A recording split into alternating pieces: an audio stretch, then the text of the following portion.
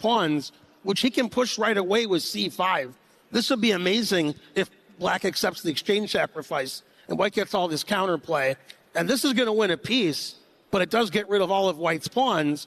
Now black has a passed pawn. This is a possible variation where the engine says it's about equal. White has more pieces, black has more pawns, black has an extra rook, and the passed a pawn, very interesting. So that's a line that could happen. We'll just have to wait and see. Yeah, that's definitely something that can happen. It looks really scary though. So if it looks incredibly scary. So that is exactly why black decided, absolutely not, I'm not going to go for that. And the rook came up and got developed in that direction. And what can I say? I think this is a very natural move. Why not improve the worst place piece? Yeah, rook h5 is interesting, and we answered one of my questions I've been asking the whole game, is black going to castle? And it turns out neither side castles, confusing my students. They're like, how come you tell me to castle, and when the super grandmasters play, they play king e2 and rook h5? Don't play like the super grandmaster, just watch and learn, and maybe one day you'll know when to castle, when not to castle. That's one of the things that differentiates the super grandmasters from the club players. They know when to break the rules, but you have to learn the rules first. You absolutely need to learn the rules. For instance, it's completely safe to have your king in the middle of the board when it is an endgame. And take a look at the heart rates and the evaluation bar, kind of saying that everything is always pretty level, very balanced game so far. But I just want to draw attention to Arjun Erigaisi's heart rate. We saw it go down to 50s, and now it's in the 60s, 66. Wow. The pressure is on. His heart rate's half of Ali Reza's heart rate. Ali Reza's getting low on time. Probably didn't expect rook h5. And white's a pawn on a5, which I thought was very safe, is going to be under pressure from the bishop on d8 and the rook on h5. And it's not clear how white can continue. Arjun didn't want to give white those passed pawns, just played it safe, wants to put pressure on the rook and the pawn. Ali Reza getting in very bad time trouble. Once again, for our viewers watching, there's no increment. So the time you see, that's how much time you have left. You don't get extra time. And if you get down to less than 30 seconds, it's almost impossible to finish the game. And I got to say, it's still tense for Ali Reza as he decides whether he's going to move the rook. He decided to go for a trade, and his whole idea is that, hey, the A-pawn is going to fall off, but he does have pressure against the A-pawn. And now it is decision time for Arjun. Can he grab that pawn? Does he lock out this bishop on H2 that white has? Big decisions. Do you play it positionally? Do you play it greedily? I'm in for the hungry. We like playing greedy. Exactly. So we like to take that a5 pawn. e5 is sort of double-edged because you kill the bishop on h2, but you're also making your rook on h5 sort of blocked in as well. Although black can play rook g5 later and target that g2 pawn. So very double-edged position. Advantage Arjun. Arjun has a lot more time on the clock. He can figure out the complications, and Ali Reza's got to keep moving because there's no increment, there's no time control to reach. He only has a little over a minute to finish the whole game. So Arjun must be pretty pleased with himself with the black pieces. He already has Ali Reza on the ropes. Ali Reza's got to speed up. He's got to speed up, but we see Arjun Erigaisi, he is really settling in. He's locked in, and he can't think for too long because that advantage is going down. Decision time. He just has to take a decision, stick with it. I don't think both moves are good enough. You can lock out that bishop, advancing the pawn, chase away the knight. Bishop takes pawn, also pretty interesting, but he's working out what happens after the rook gives a check. Ooh. Well, long think by Arjun, one of the longest thinks of the game. I think he's considering the moves we were suggesting, either bishop takes a5 or e5. After bishop takes a5, white can play rook a7 check. We have to figure out if white's going to get a perpetual check or black can save himself. Instead, black played knight d3, which the computer doesn't like, with the idea of taking the a5 pawn with the rook, eventually putting the knight on d3, as you suggested earlier. Not engine approved. It doesn't like moving the knight off of that a6 pawn. Now they're going to trade a pawns, and it looks like... Oh, look at this. Rook Look at d6 this. check. And suddenly, like if you step back with the king to the wrong square, it might be rook takes bishop, and make sure that's not a knight check. C6 Knight check. C6 check. King is gonna E7 happen. double question mark. Wow. Yeah. And Arjun has dropped a piece. He's dropped a rook. You can just grab the rook, and that's exactly what he's Boy, the done. game just turned around completely in one move. Ali Reza now winning, but he's only got 46 seconds left on the clock. And for him, that's easy. Yeah, that's a lot of time for Ali Reza. And I was telling somebody today, I was telling them the longer grandmasters think in positions, sometimes they don't know what to do. That's why they're thinking so long. And a very long think, you play the wrong move. That's exactly what happened this game. Very long thing from Arjun, and he just played a bad move. He missed the tactics, and now he just has a losing position. Yeah, it was getting complicated, and he was looking for clarification, and now we saw him blunder and exchange. And for Ali Reza, it's just now about mobilizing the rook. The c-pawn is the clincher that is going to start moving forward. But Ali Reza, just 30 seconds Just on 30 the clock. seconds left. Wow. Can he do it? Is the c-pawn strong enough to take advantage? Can Arjun take advantage of the time situation? Well, the thing is, though, I think Arjun is banking on the fact that if you do advance the c-pawn, he's going to be ready and Threatening winning with the bishop. checkmate. Uh-oh, checkmate on f6. He has to put his king right on the same diagonal as the bishop. And now another check. Pawn takes pawn is going to happen. And white is just collecting all the material. And Ali Reza wins it. Whew. Well, I wouldn't resign when my opponent has 23 seconds left, but Arjun was confident that Ali Reza could do it.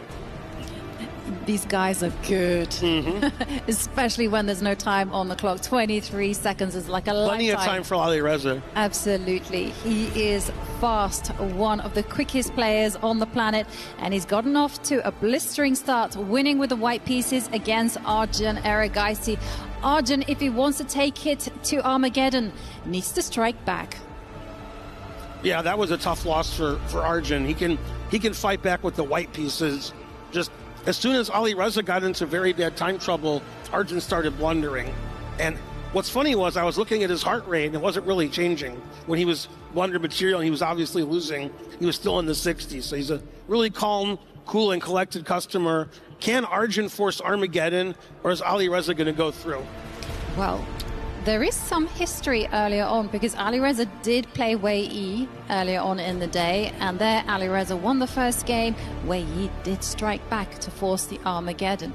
So Arjun perhaps can take some inspiration from Wei Yi and try and do his best with the white pieces, but he is facing one of the best online players in the world. He's one, I believe, our favorite picks to win this one. And here we go. It's game 2. And Arjun has white in this game. They're about to start game 2. Let's see if it's some kind of Catalan opening, which we saw Magnus have earlier today. Are they going to transpose into a Catalan where white plays an early d4? Or is white going to play some kind of ready setup with b3, bishop b2? We're going to find out now. Oh, we didn't find out yet. He castled. Okay, now we're going to find out. Knight e5. Okay, that move I'm not familiar with. Must be secret preparation from Arjun, trying to confuse Ali Reza. Knight goes to e5, opening up the diagonal for the bishop. But the knight isn't defended on e5, and you give up control of the d4 square. Now, black can play very interesting move d4. He plays the move c5, and we already have a position I've never seen before, Yovi. Yeah, the big question is, like, how is white going to fight black's control in the center? How is Arjun going to start putting pressure on the position? Because black wants to do is first up challenge that mega knight sitting there in the middle of the board. So I'm expecting a knight to come out. And then white is going to have to find a way to chip away at black's pawn center. So step 1, in my opinion, would be to play knight out. But no, we have a different direction. There we're seeing the pawn step forward 1 square in order to liberate the light squared bishop. And how is Arjun going to continue? It's funny, I was just going to say before b6, the big differences in the position are the white squared bishops. The white bishop on g2 is fantastic, which it always is in the Catalan. The black bishop on c8 has nowhere to go. We're always trying to trade the bishop or activate it. And immediately, Ali Reza activates his bishop by fianchettoing, defending his d-pawn. And at some point, when black plays knight b d7 and defends the bishop, black wants to do some trades, equalize the game. And if he can draw the game, he wins the match. Arjun's forced to win this game. This is game 2 if he wants to see Armageddon. And a surprising move to me, Arjun played the move E4, putting more pressure on D5. He wants black to play D4 so the game is locked in the center and the game will go on as long as possible. The longer the game goes, the better chances Arjun has of winning because Ali Reza has more chances to blunder or get in time trouble. E4, very interesting move. White decided not to play D4 this game, but play C4 and E4, attacking the D5 pawn. And the thing is, though, it's so tempting as black to lock the position down, advance the pawn, attack the knight, and kind of argue that, hey, this knight that white has in the middle of the board is misplaced, he's going to get attacked. And Ali Reza says, no, I'm not going to rise to the challenge. In fact, I'm just going to liquidate things and open up because Ali Reza just needs a draw to make it through to the next stage. Offers up a trade of knights. Arjun says, no, I need that tension on the board. So now here, everything is going to be all about the D line. And both sides are going to be super quick in getting pieces there. Typically in this pawn structure, we see the big hole on D4 where black tries to put a knight. But now black played knight BD7. It's going to take forever to get a black knight there. And white doesn't want to trade pieces. White has more space in the center with the E4 pawn. White's going to try to keep pieces on the board. And white's going to try to advance in the center with E5, put a knight on E4, and try to control D6 and get a lot of space. And black is very cramped. So white has an advantage now, opening advantage for white. I think Ali Reza missed knight D3. He thought when he played knight BD7, he would trade some pieces and ease the defense. And Arjun said, no way, this game's going to go on a long time, and I'm going to get a space advantage. So I really like Arjun's position here. I like it as well. The plan's clear cut, as you mentioned. You know, you're going to play for that eventual pawn advance. You can also get your bishop, the dark square bishop, out to one of the longest diagonals and have it like a sniper sitting there pointing at the black king. And of course, you have a third plan to boot, which is you move away with the queen, pile up on the D line, and you just say, I have full board control. Aren't I doing well? Yeah, and black's pieces here, which I'm highlighting, are just very passive. The knight on D7 just can't go anywhere. The bishop on E7 is bad. Here comes E5. Here comes knight E4. White's doing everything that I wanted. White can play for F4, or white can try a sacrificial attack on the black king by trying to play knight F4, knight H5, queen G4, bishop H6, putting all the pieces there, since black is all cooped up here on the queen side in the back rank. Very passive position, and I guess Ali Reza must have heard us. The earmuffs aren't working. I said it was too passive, so he played the amazing move F5, weakening his position, but trying to kick the knight off of E4. I wouldn't play F5 unless I thought about it for a long time. But you don't have a lot of time to think of these games. They're 10-minute games. Exactly, and activity is everything. So that's why we saw Ali Reza just decide, hey, I'm going to accept a pawn weakness there on E6. I just want my pieces out because, like you said, there was an attack brewing there against the black king. And white's knights, they are ready to rumble. But the thing is, Arjun with the white pieces is in a must-win situation. He doesn't ideally want to be swapping off the pieces, going into an endgame saying, hey, I'm comfortably better because I have a target. Mm-hmm. He wants to do something. He wants to generate some play. Yeah, and the top players in the world don't accept passivity for a long period of time. They'd rather make a weakness to get some activity. Piece activity is some very important concept I try to explain to my students. You can't be passive the whole game. Sometimes you have to give away a little to activate your pieces. And even though black has a weak pawn on E6, black's pieces are coming out. He's trading. He's stopping white's big initiative. So I think it was a good decision from Ali Reza. It was definitely a practical decision there from Ali Reza just to break out, initiate a few trades, because yes, he has a weakness, but he can defend that weakness with all his might. And so we're going to see a big standoff in the position. And here we go. There's a big threat on the board. Queen takes pawn. So you've got to do something about that. Either you step forward with the pawn, or you maybe go on the passive a little bit and play a move like this, take some time out, defend it. Oh, not the best move. Yeah, I don't like queen c6 either, because with black, I wanted to get my knight on e8 and put it on d4. So I was thinking knight d6, knight f5, knight d4. But I can't play knight d6 now because I'm hanging my e pawn. So I don't like the fact that my knight on e8 really can't move anywhere. And white has good control of the e file. E6 pawn is weak. White's bearing down on the e5 square in front of the isolated pawn. Black doesn't have a ton of counterplay, but black has to do something about that knight. I think black has to play g6, knight g7 to defend the pawn. Then the knight can go to f5 and d4. But instead, Alireza plays rook d8, since the rook in the corner wasn't very good, putting pressure down the d file. But the knight can't stay on e8 forever. He's got to improve his knight. That is true. That knight at the edge of the board is such a bad piece. So I agree with you. That knight needs to be relocated ASAP. Move it towards the action. And there's only really one destination for that. And the thing is, though, white's position is so comfortable because you can jump in with a piece into the golden e5 square. You can do it with the bishop. You can do it with a knight. It doesn't really matter. Both looks really promising. And Arjun, perfect position if he wants, as he needs a win. Yeah, this is what we call a two-result game. Either white wins or a draw. And not only does Arjun have a better position, he's way ahead on the clock. He's almost 3 minutes ahead. That's a big time disadvantage for Alireza. Arjun has to avoid blundering in Alireza's time trouble, which happens a lot in chess. When your opponent gets low on time, sometimes you start to panic. You start playing too quickly, not calculating accurately.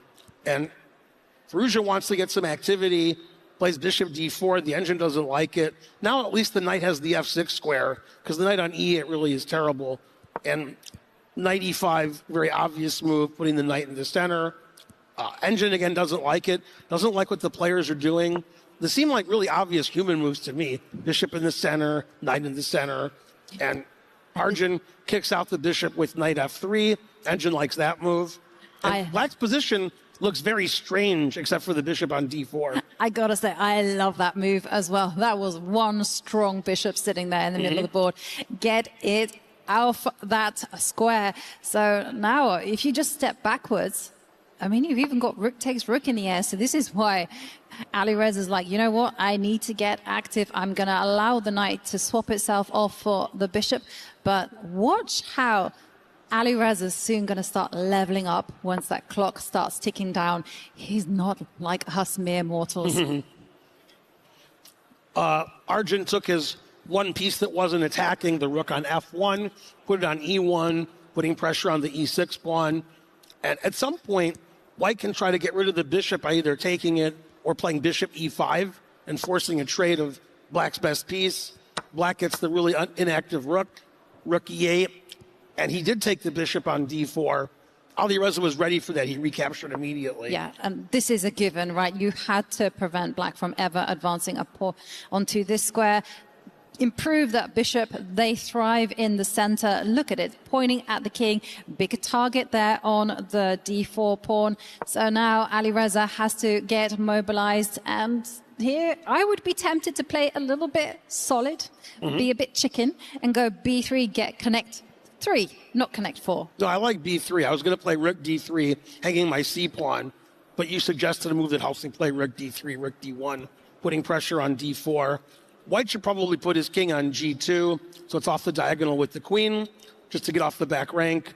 And, well, black doesn't really have any plan here except to defend. Black has to defend e6, black has to defend the d4 pawn, and white has no weaknesses. White has the better minor piece. So big advantage to Arjun, big time advantage. I think good chances for Armageddon, but as you pointed out, I think it was yesterday, the toughest thing to do in chess is win in one position. And he did play your move. Again, we should be playing these games because we know what moves they're going to play. b3, solidifying the queen side. Now the white queen can wander away and make other threats. The c4 pawn is forever defended. Very difficult position for black. How does he get counterplay? He's got to keep his pieces, his queen and his rook on the d pawn for defense. His rook on e8 is defending the e6 pawn. There's nothing active going on for black, just defending. Just defending as the rook just moves up. He's getting ready to double up on the D line in order just to overprotect the D4 pawn is the only thing that he can do. And for white is very quick. You're just going to do the same. You're going to double up. Rook goes to D1. That's the big idea. And, the king steps forward. I mean, was that on your radar? The engine doesn't like it, but it had an obvious idea. If white was doubling on the D file and black defended with rook on E to D8, now the E6 pawn is hanging after bishop takes F6.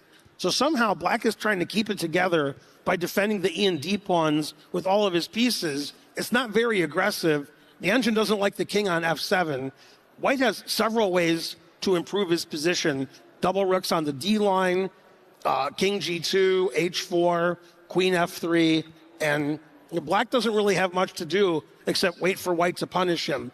The only bad part for Arjun is there's so many good continuations, he might take a long time to find the best one and get down on the clock. So he played queen D2 relatively quickly. He's attacking the pawn on D4. I expect rook E to D8. Then white can play queen F4, defending the bishop, so he can double rooks on the D file. I think sooner or later in the next 3 or 4 moves, black is going to lose that D pawn. Exactly. And the way he's playing it, he's going to armor up against that pawn, right? The queen, as you indicate, step up 2 squares on the diagonal. You can triple. And Ben, they are channeling their inner Feingold. Look at that. He has got his eyes on the prize. And this is why Alireza, well, desperate times, desperate measures, he just decides to break open the queen side, the left side of the board, and try to initiate that chaos button. There's too many good moves here for white. I can take on B5. I can play rook C1. I can play rook F3. There's too many ways for white to improve the position. I'm not sure what he'll do. He took on B5. Now white can just snatch the pawn on D4 and be up a pawn, or you can just double rooks and take the pawn later. You can't really defend it. There's no more defenders for black. All the defenders are defending. And instead he goes for another idea, attacking the knight on F6. The queen goes back to E7. White eventually wins the pawn on D4. White's going to try to play G4, G5. Very annoying, showing you why the computer says king F7 wasn't good. And white's winning on both sides of the board. White has a king side attack. White's 2-1 on the queen side. And the computer really likes white position, even more than I do. And I really like white's position. I love white's position, but I agree. The engine is giving it its full-scale approval, and this is perhaps why, because you are forced to capture that bishop with a pawn. Anything else is going to lose. But look at this. Yeah. The queen is starting to power on through. Queen takes pawn is a huge threat. How are you going to defend against that? And if you step back with the king to defend, the other pawn, the F pawn, is going to fall. This is one-way traffic for Arjun. And it looks like he's going to take it to Armageddon. If he really nice game from Arjun. This game is going to go to Armageddon. He's not going to trade queens. The black king is too exposed. Going to keep attacking. And probably play queen H6 check, then king G2, H4. And black doesn't really have any plays. This king is going to be open for the rest of the game. White can also win by trading queens because he's up 2 pawns in the rook and pawn ending. I wouldn't trade queens just because the black king is so exposed. Oh, and he's setting some traps. Ooh, threatening rook C7. Rook C7. He's going to give up the rook. No, but he has a give plan. up the rook. Don't do that. Okay. This is why Alireza said, I saw that. It's not going to happen. There's not going to be any skewer against my queen. Thank you very much. But as you mentioned, white is 2 pawns to the good. You can give a check. You can take the queens off the board, and those 2 extra pawns will start to count. And Alireza nearing the 1-minute mark. I think Alireza is so desperate for a queen trade. He forces those off the board. And now Arjun starts doing excellent endgame technique. Maximize the rook. Yeah, this is a very easily winning endgame. The king just comes around. The rook on A6 dominates the rook on the second rank. White has the better rook. He's going to have the better king soon. Got the passed H pawn. He has pawn majority on both sides of the board. If that wasn't enough, 2 extra minutes on the clock. It's a big thing, and look at this. Arjun's taking his time. He's saying, hey, why don't you give me one more check, and I'm going to come up to the D2 square with my king. And now the pawns are rolling on both sides of the board. The black king cut off, the black rook forced on the passive, and it looks like Alireza, he's coming to terms with the fact that it's going to be an Armageddon. Yeah, white's just pushing the king side pawns.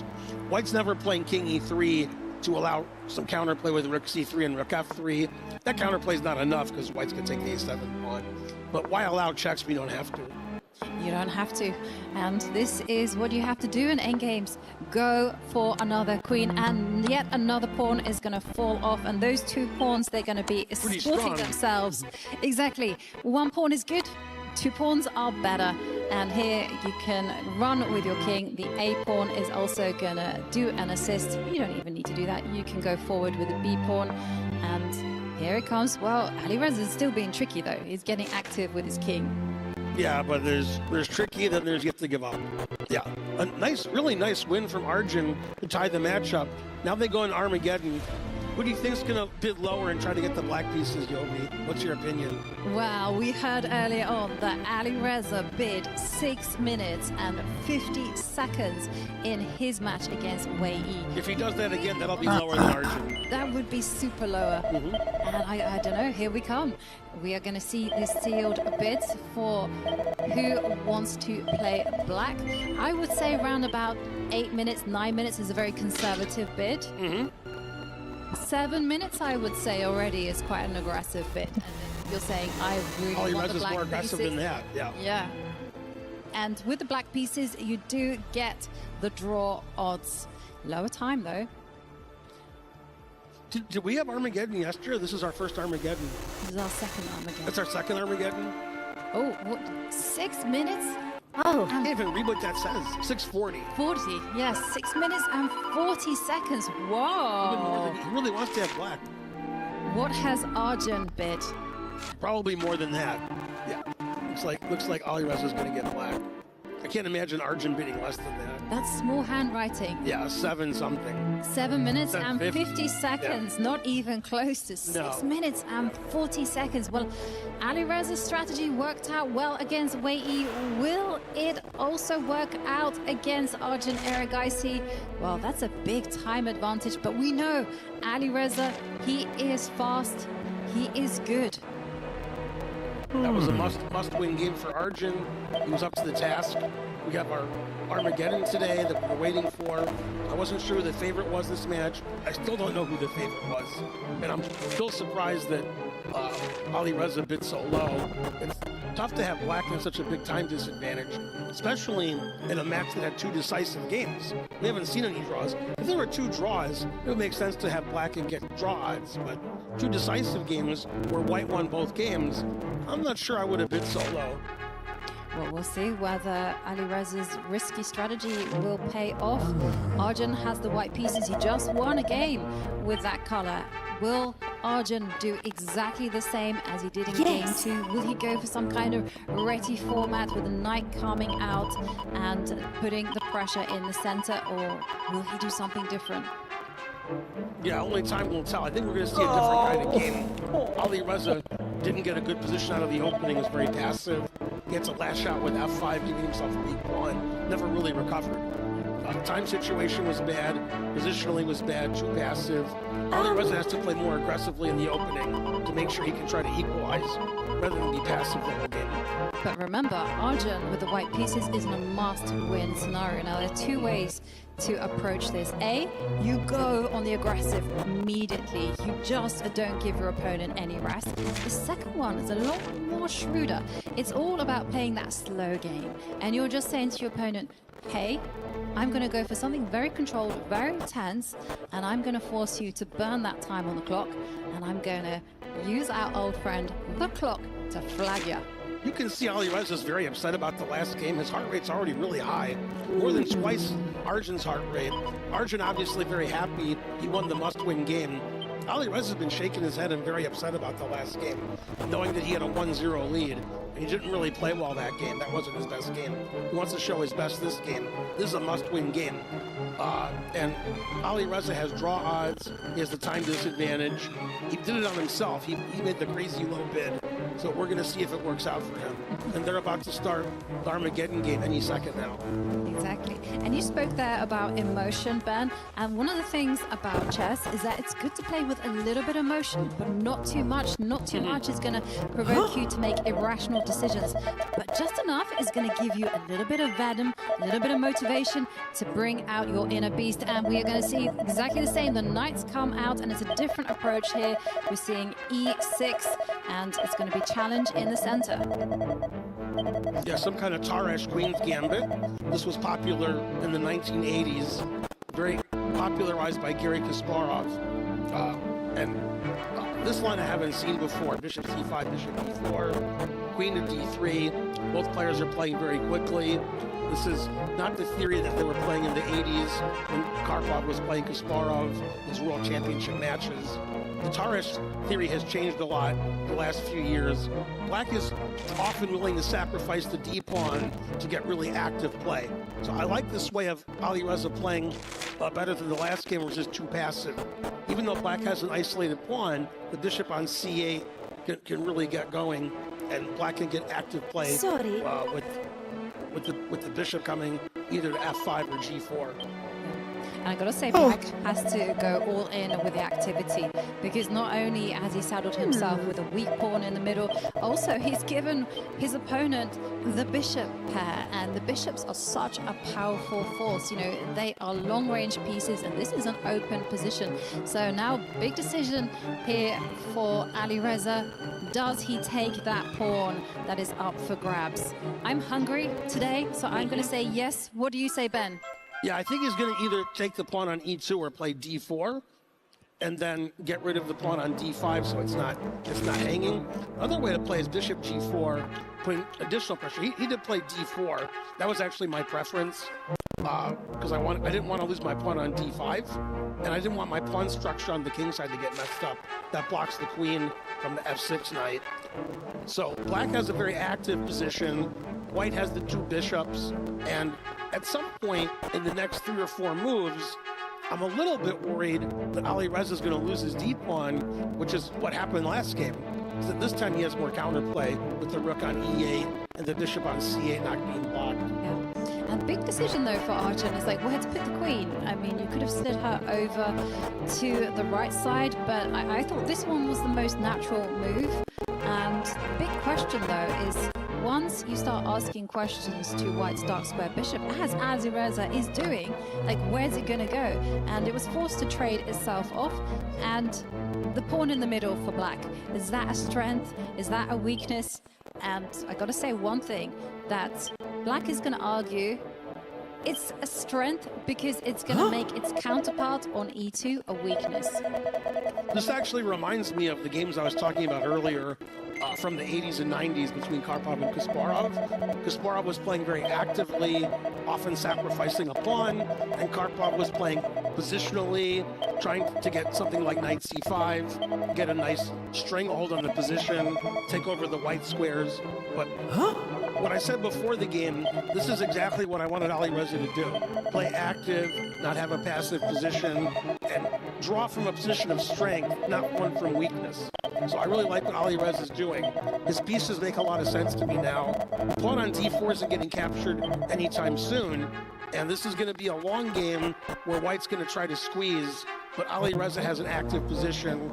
He's not going to be thinking a minute, 2 minutes a move to try to figure out how to get counterplay. He already has his rooks in the center, pawns on d4, the white pawn on e2 can be attacked, and Black can activate the knight with knight e5 later.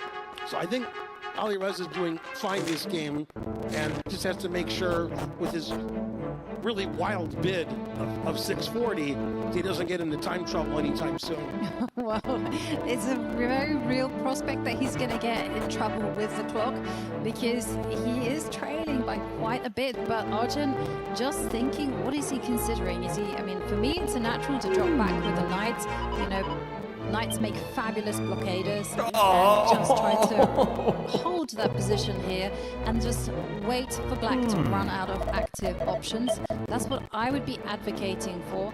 But Arjun, perhaps he's thinking about more tactical things. Maybe knight takes pawn. Yes. Knight takes pawn's interesting.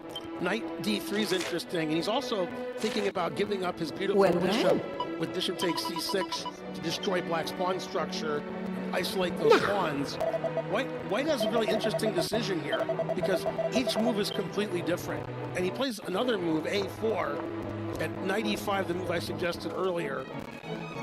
White's just trying to gain space on the king side. This is more Karpovian, not changing the structure of the position. b6, kicking out the knight. Knight d3, as you pointed out.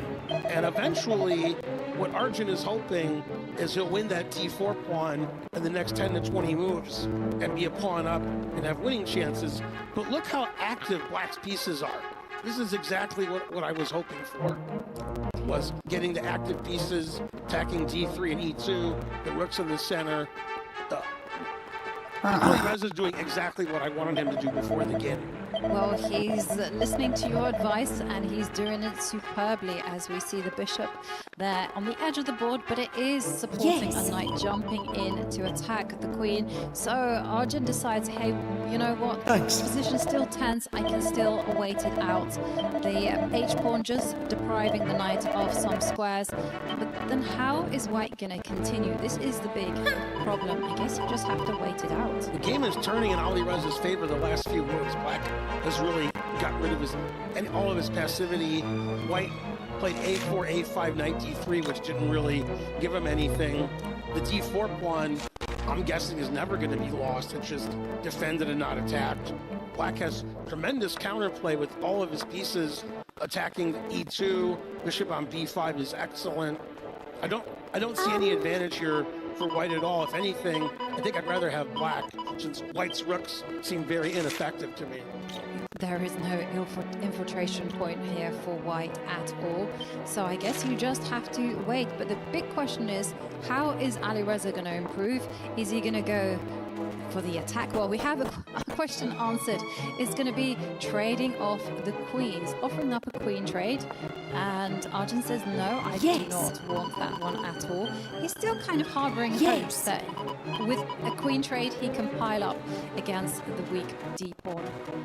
What's interesting for me is to see whether Ali Reza ever plays the move d3.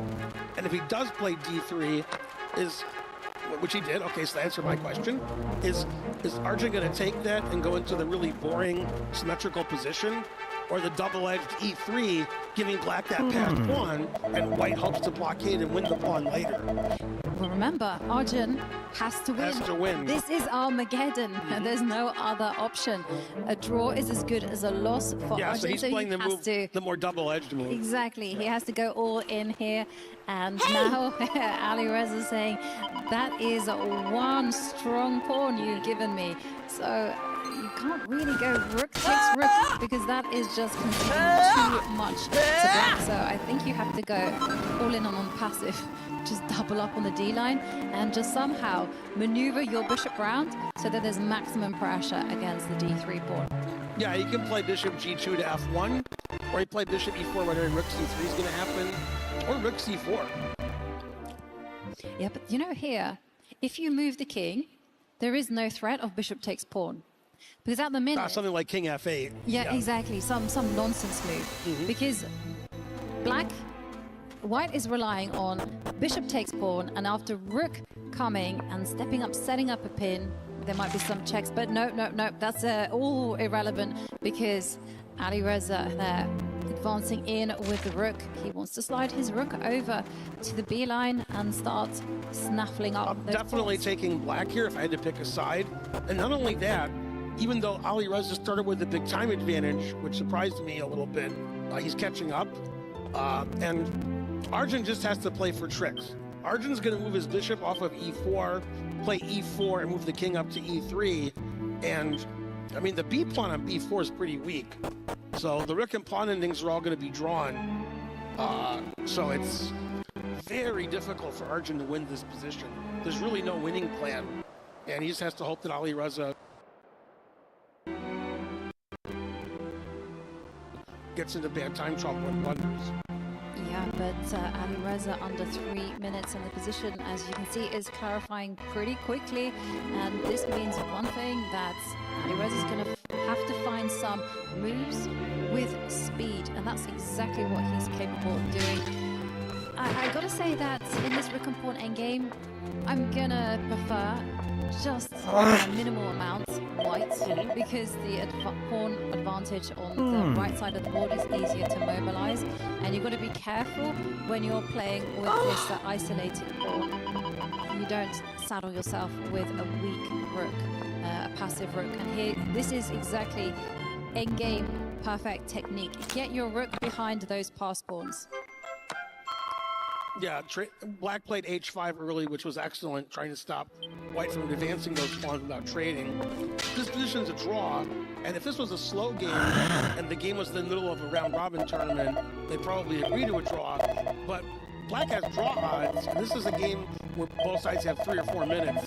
So both sides are going to play for the win. Obviously, Alireza wants to draw, then he wins the match, and he has to make sure white doesn't advance the king very much. Probably black's going to put the king on g7, advance the b pawn, and await developments. While the world sleeps, the nocturnal makes her moves. To thrive in these hours, she relies on a pack. And thanks to them, she'll never go hungry. Chomps, take bigger bites.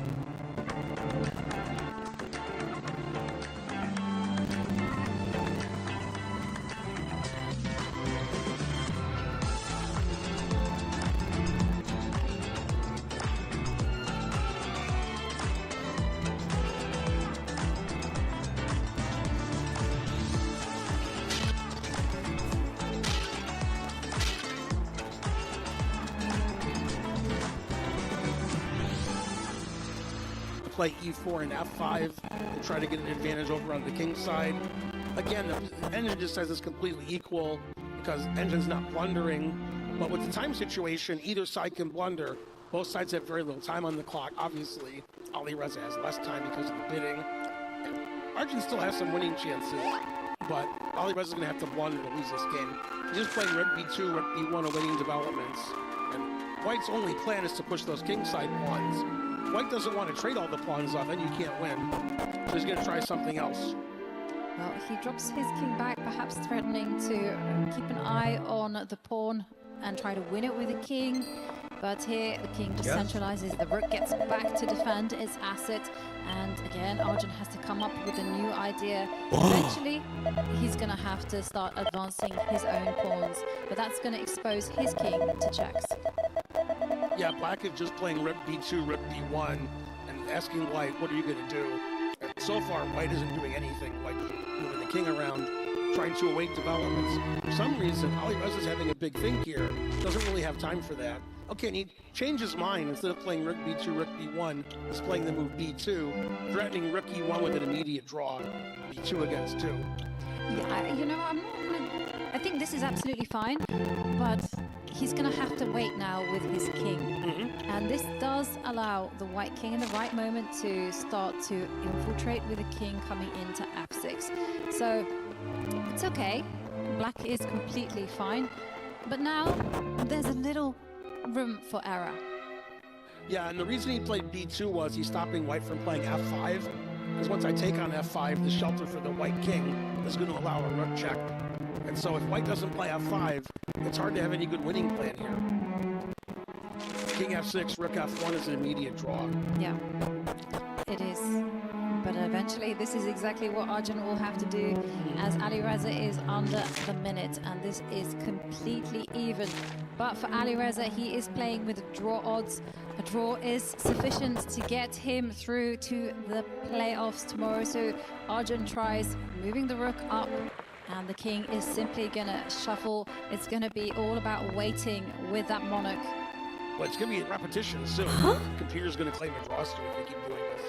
That's the beautiful thing about online chess. You don't need to make a claim for threefold repetition. Right. The computer does it all for you. The king steps back to a square, and Arjun has to find rook moves. And there we have the draw. Alireza makes it with such an incredible bidding strategy. Bidding 6 minutes and 40 seconds to get the black pieces, get those draw odds. And Arjun walks over, handshake to Alireza. And Ali Reza gets the day off tomorrow, but we'll be seeing Arjun. The king of Low Armageddon. bracket. What a strategy. Yeah, bidding as low as possible and drawing the black. And I really like the way he played the opening and middle game and made it easier for him than the game that he lost in game 2. He was just too passive. And he realized that. That's why he was shaking his head after the game 2. So this game he did much better, equalized pretty easily, traded everything off, and the time didn't really matter at the end. Really excellent game from Ali Reza. Yeah, he played quickly, he played confidently, actively. He did everything that needed to be done. And he finds himself the first person to make it through to the playoffs. What a contender. He came so close last year. Qualified, got all the way to the finals, and it was in the Armageddon with his excellent endgame technique where he found himself a spot into the playoffs. And this is the moment where it all went to a draw, and we're going to go straight to the stage.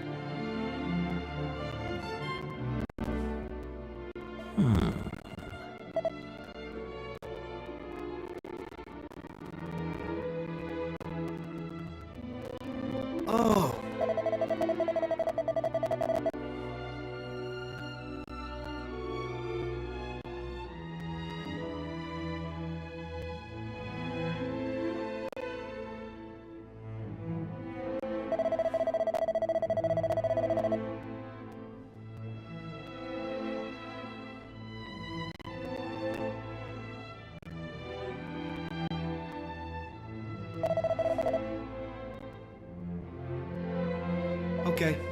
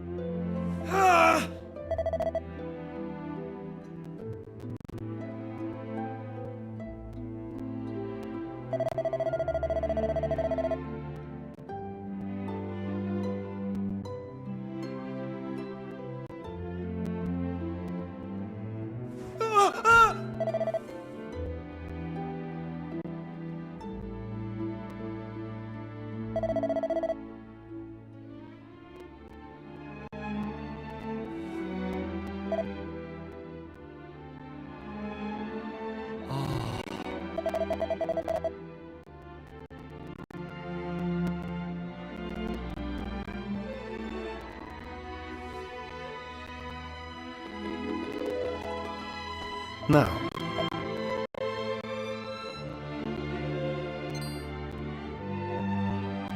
Oh.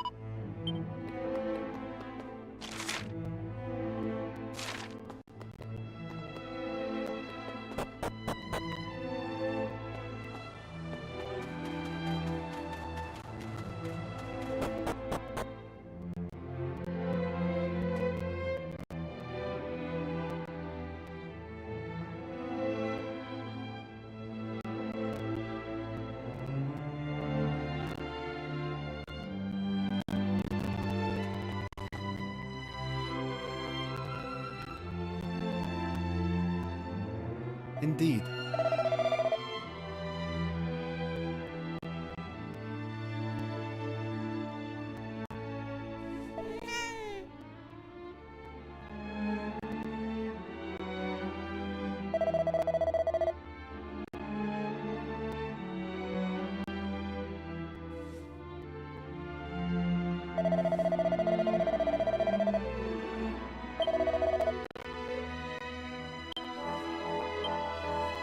Ah.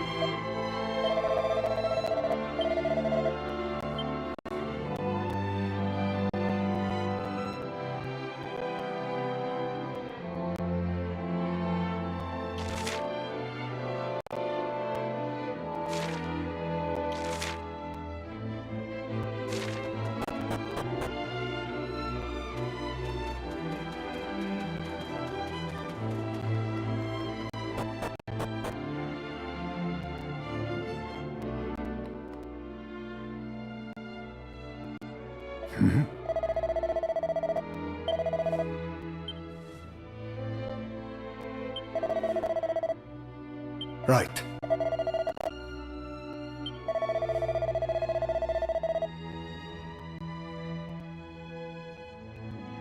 Curses.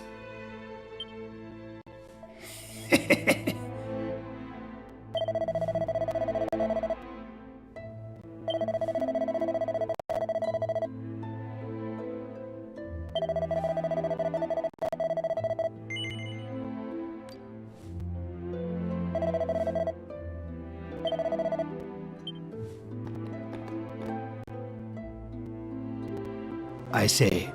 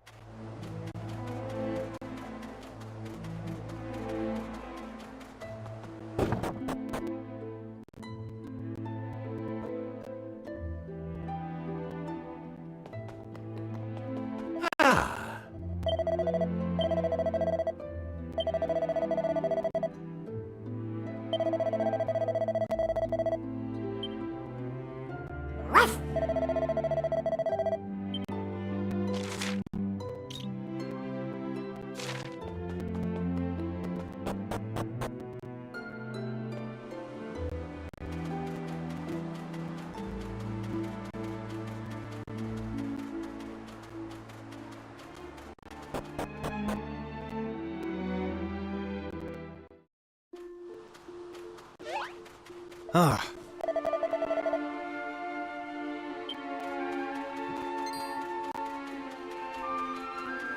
Hey!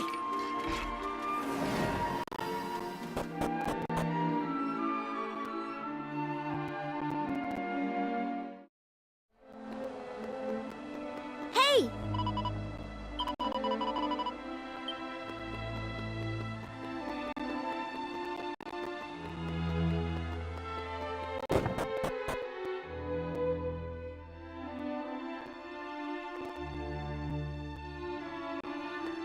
Ah.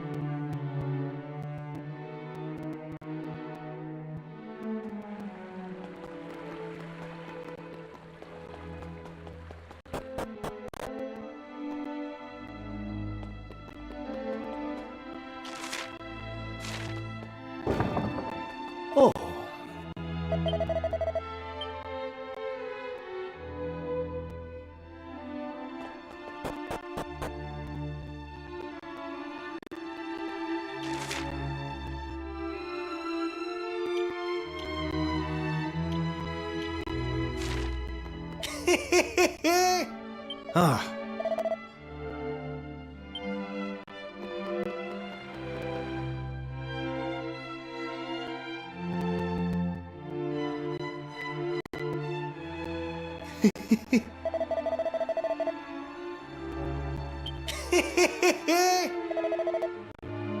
Oh.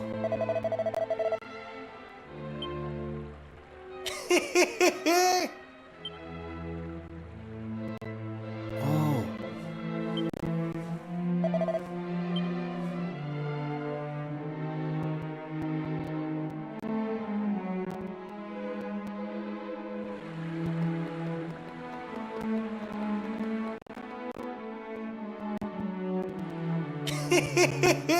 Oh.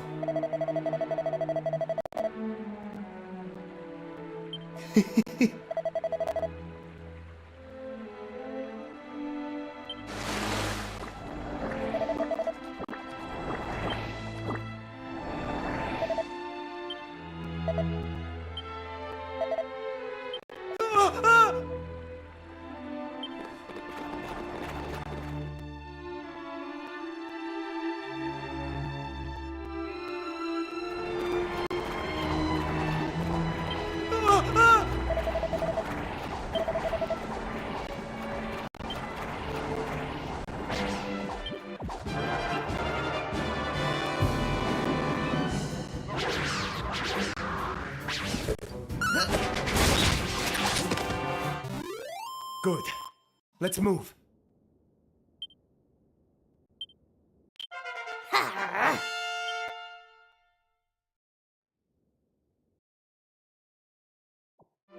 Oh! Ah, ah!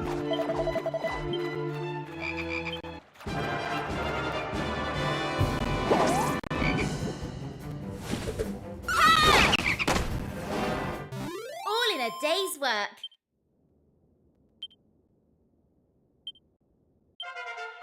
That is a nice surprise.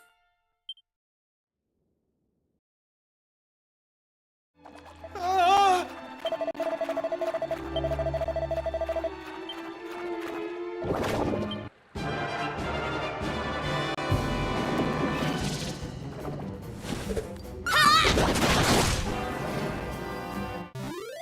Good.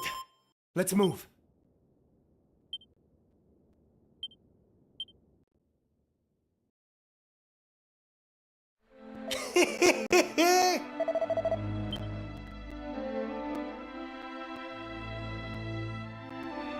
Oh, thanks.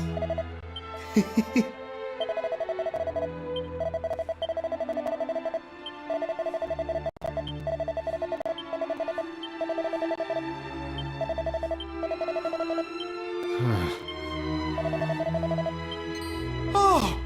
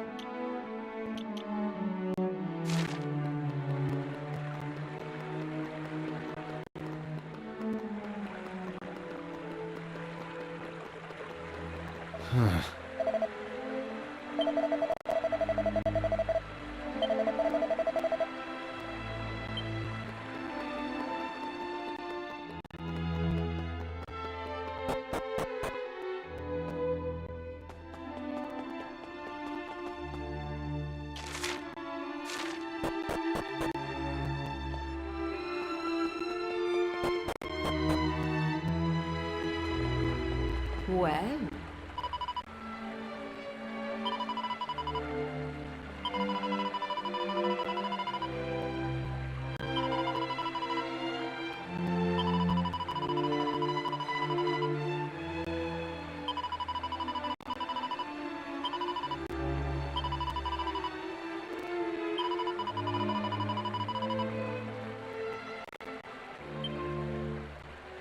Hey!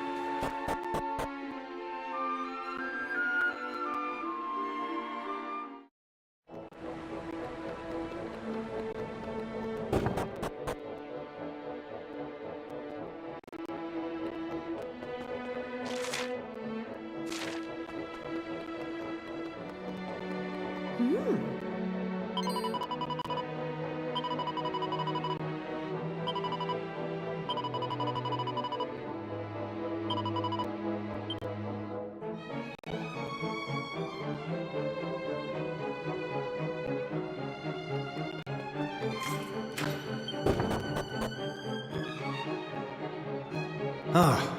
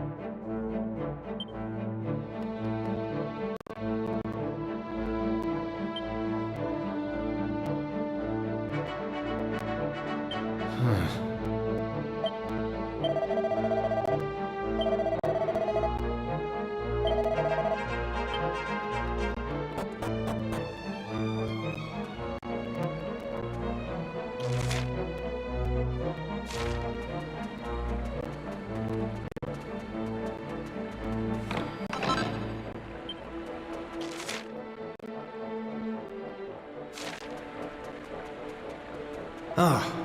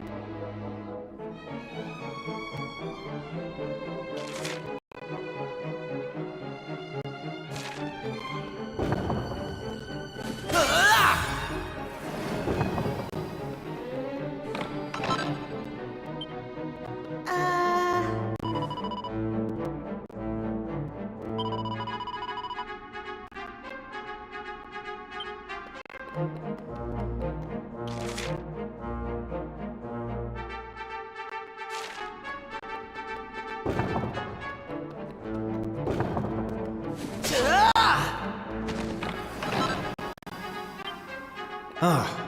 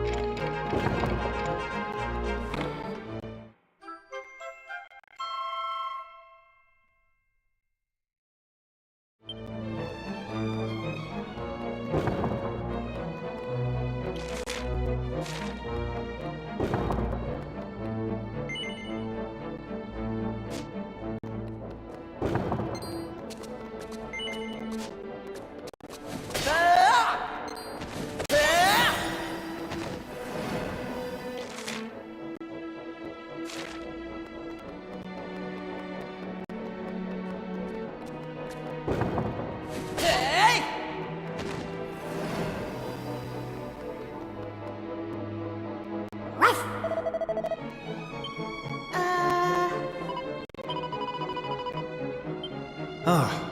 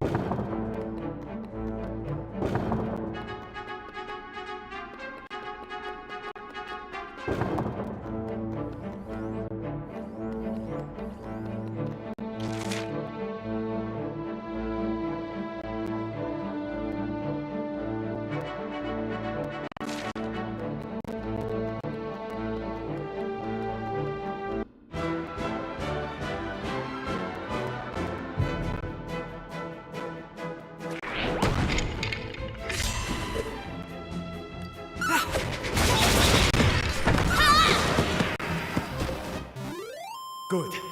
Let's move.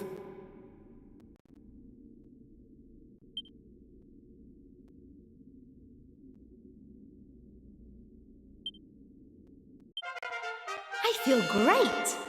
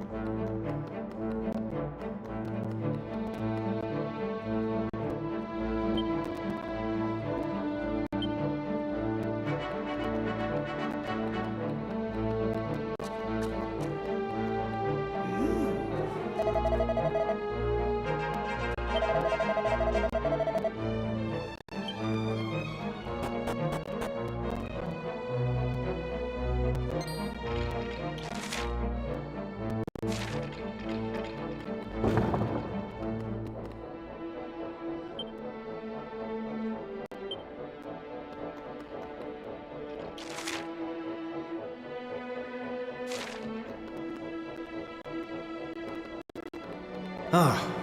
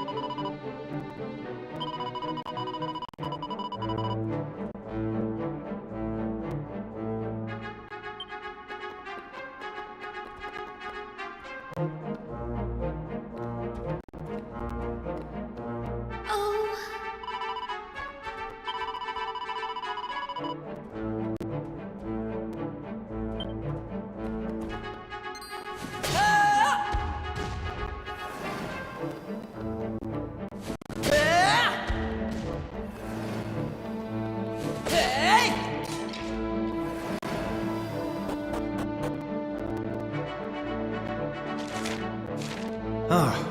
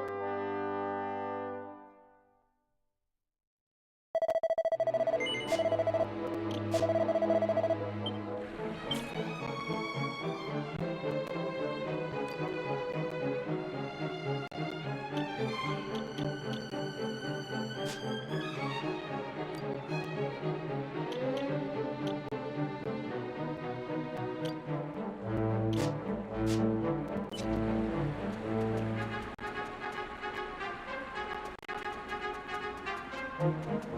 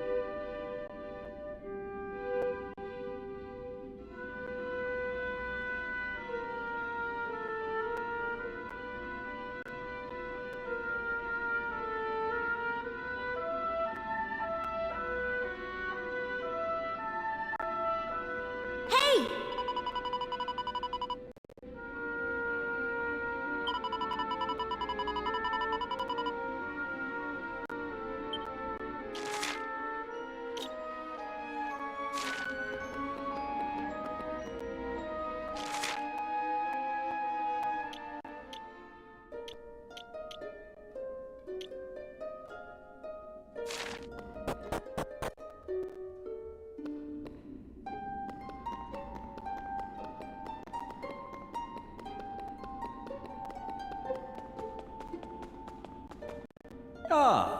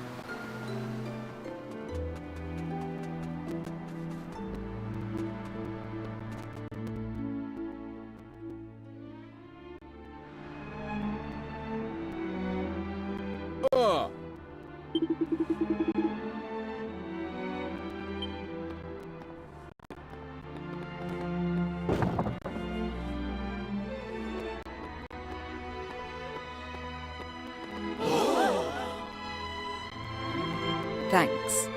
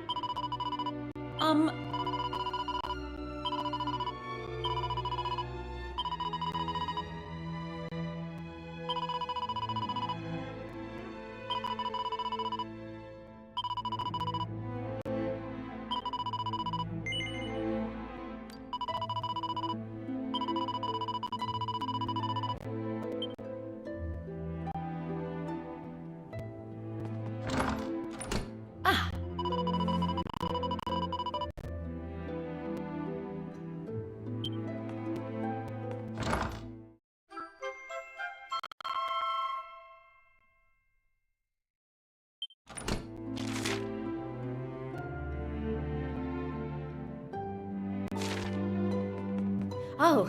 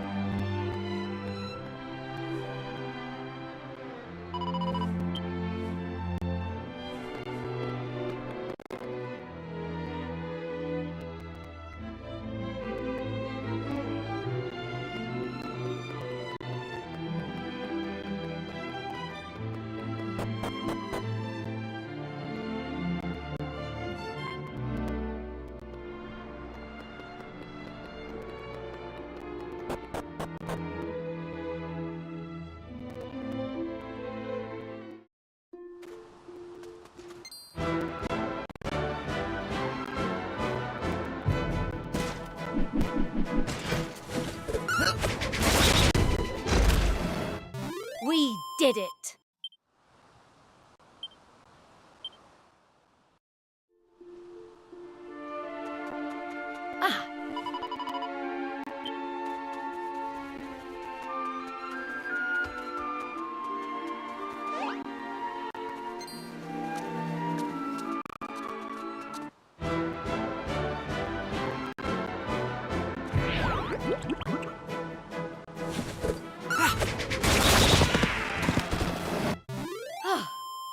Excellent.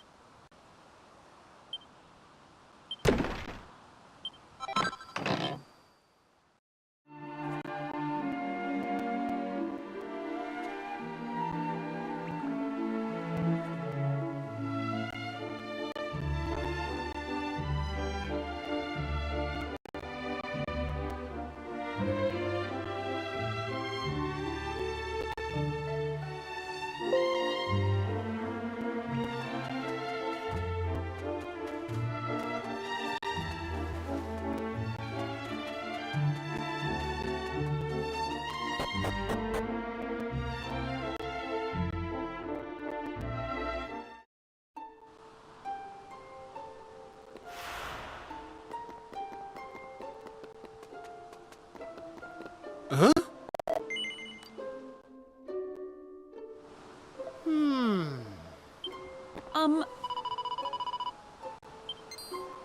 Huh?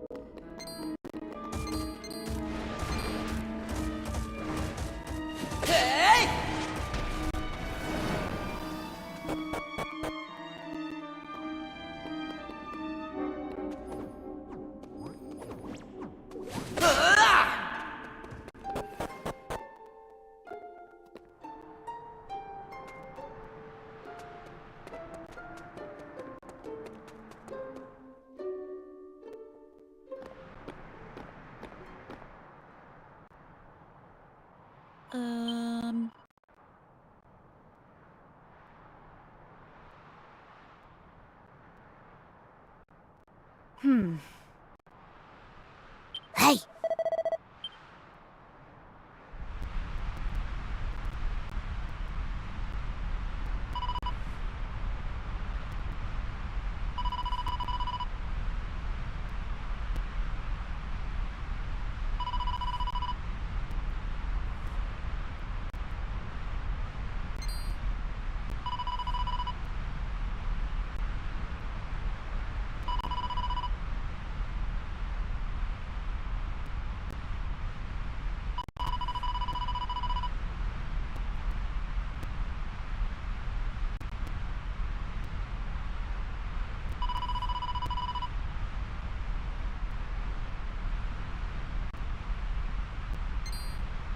Huh?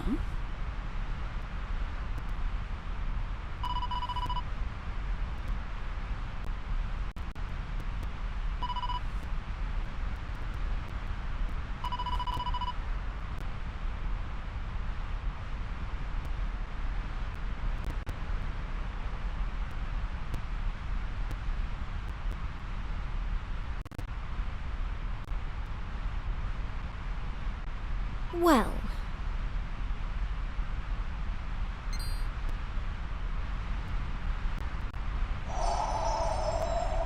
Huh?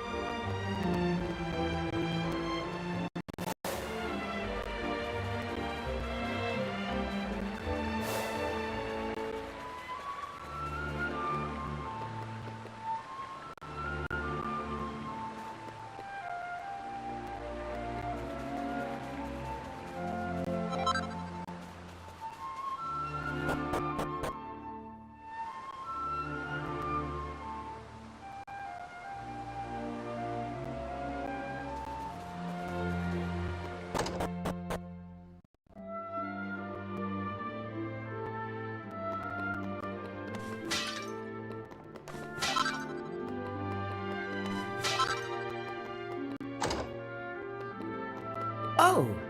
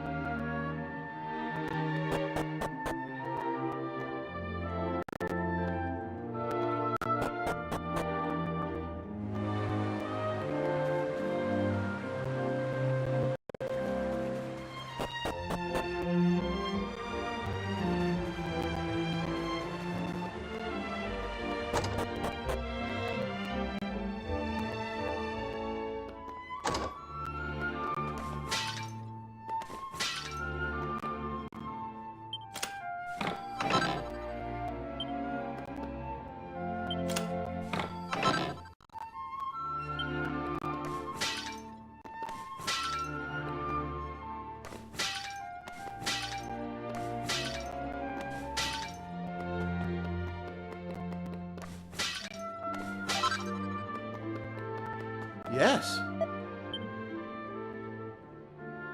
Ah.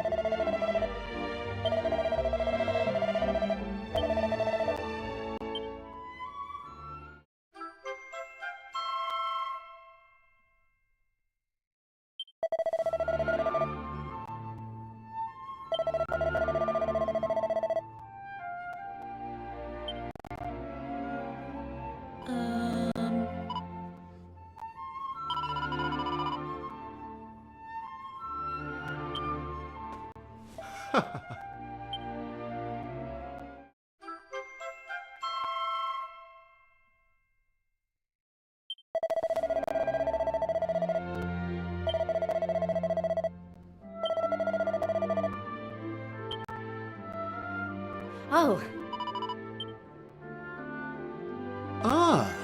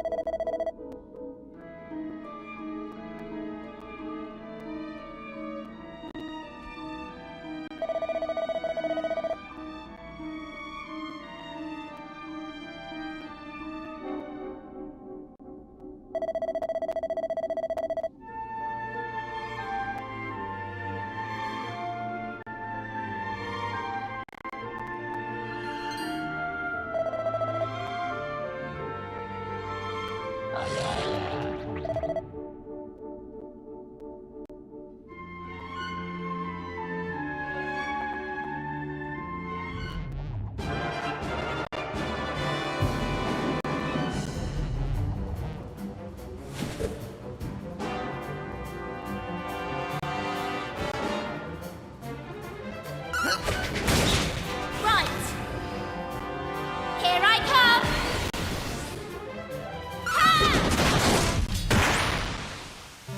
That was easy.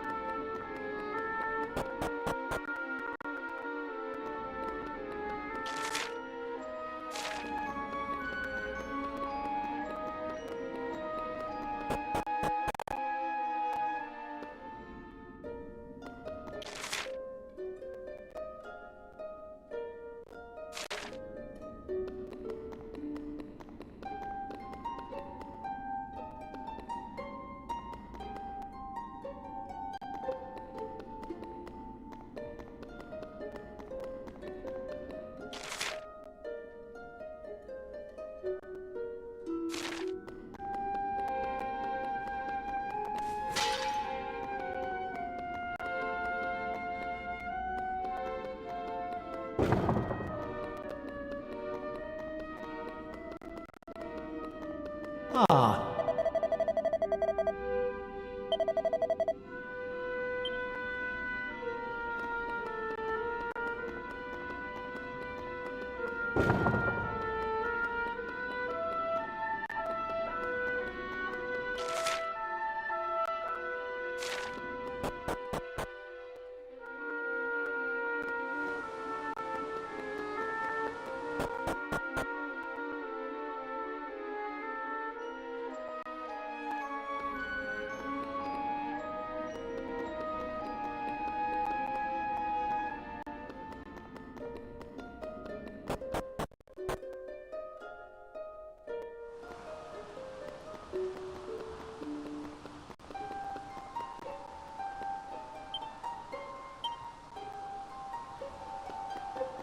Oh.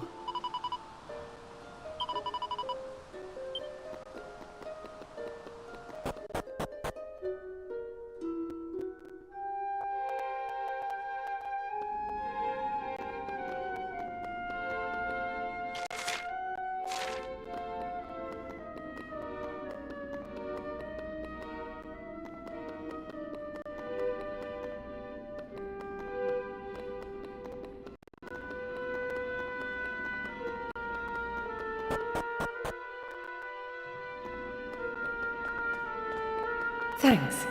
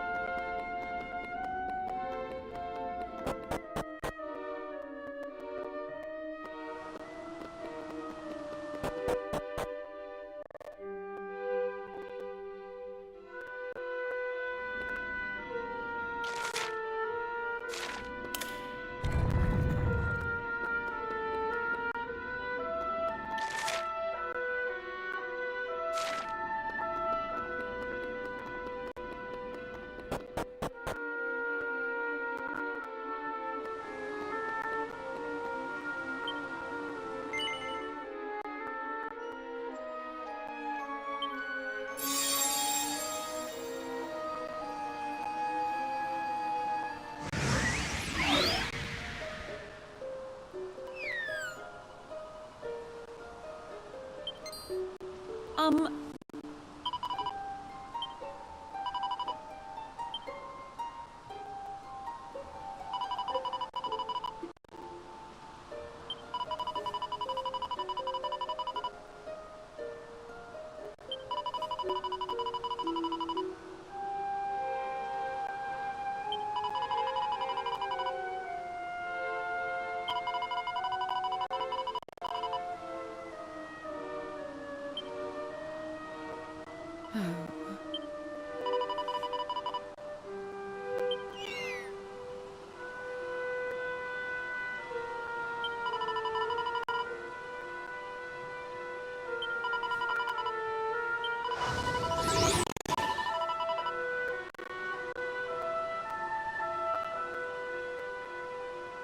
Huh?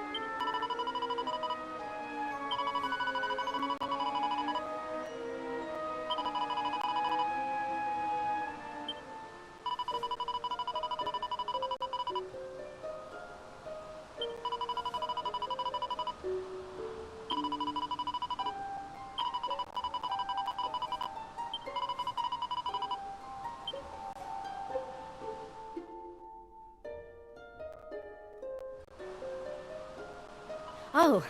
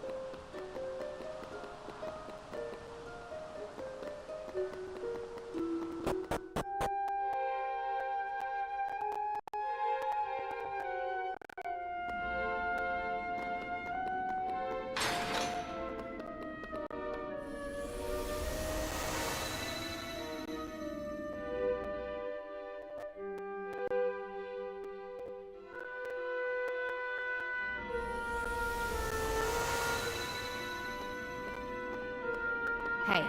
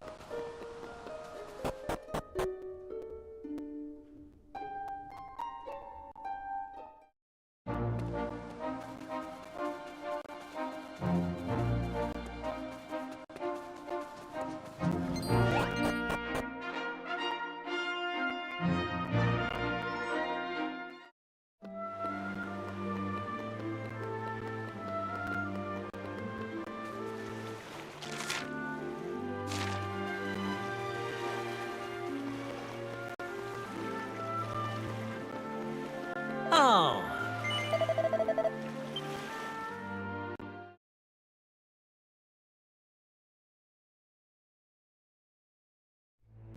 Oh.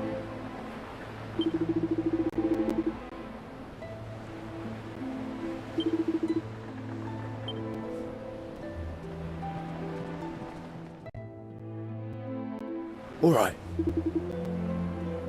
Oh.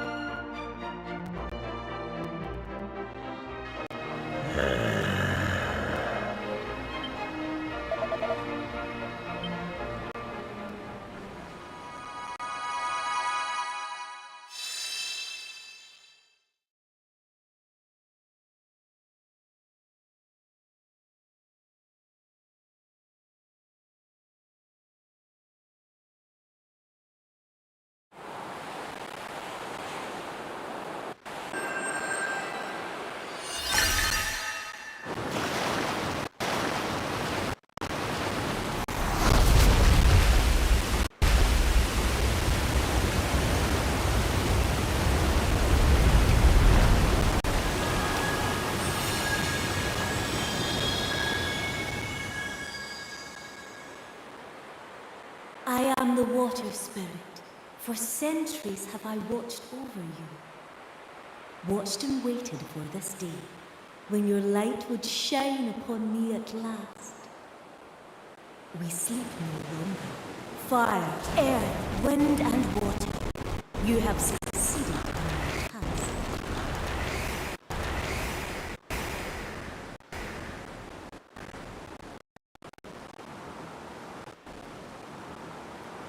And now we combine our powers to free these lands from darkness and make our world whole once more.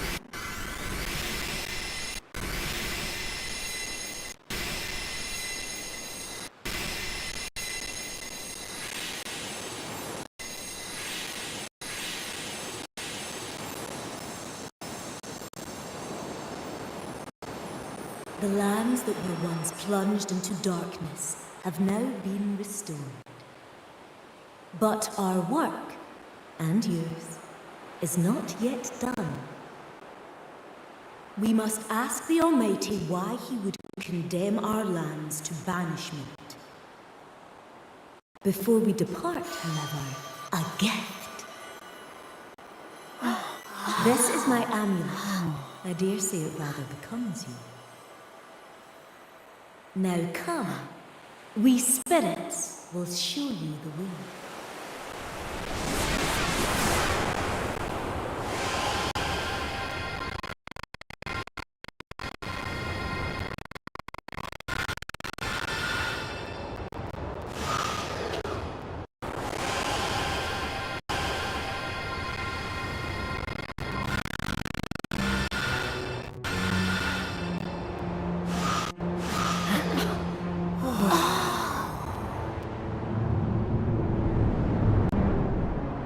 Almighty One, Heavenly Father, heed our call. The power that plunged our realms into darkness, it was yours, was it not? Then perhaps you are not the Almighty at all.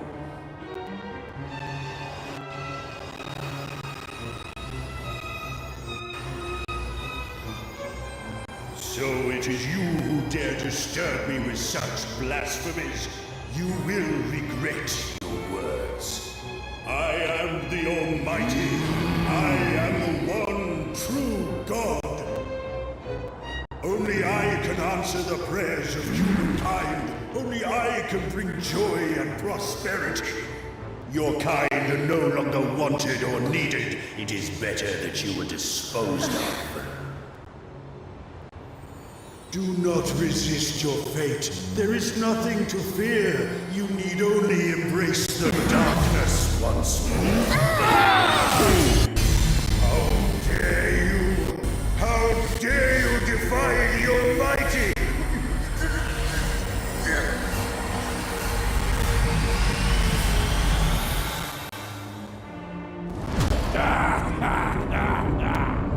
I got the full circle. This changes nothing. Came long before you meddling worms arrived. You were foolish to expend all your energy in unmasking. Foolish in the extreme. Now all that stands in my way are a handful of pathetic humans. Talk of the Almighty, I stand unmatched, unyielding, invincible!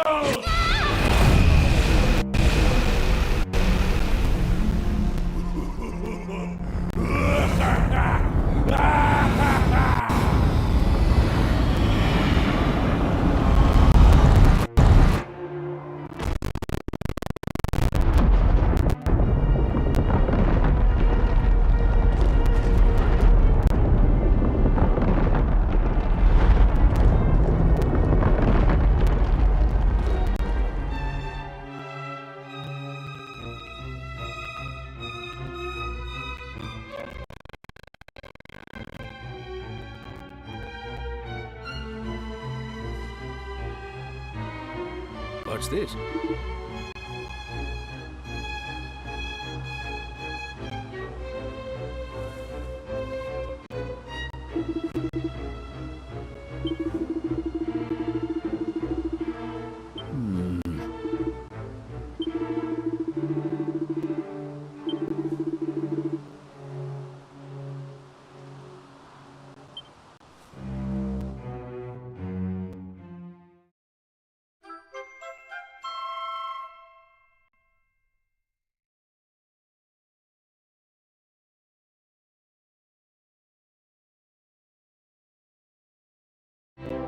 Ah, there you are.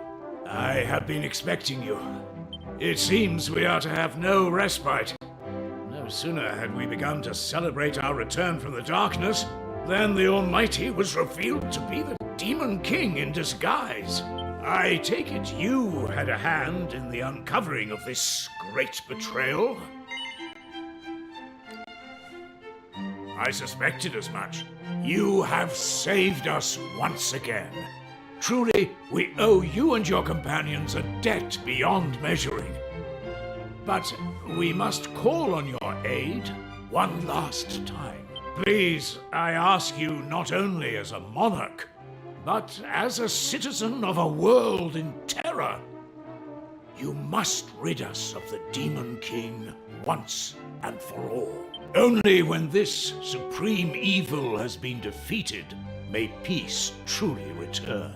The Demon King's wickedness knows no bounds, but you must find a way to defeat him. You are our only hope.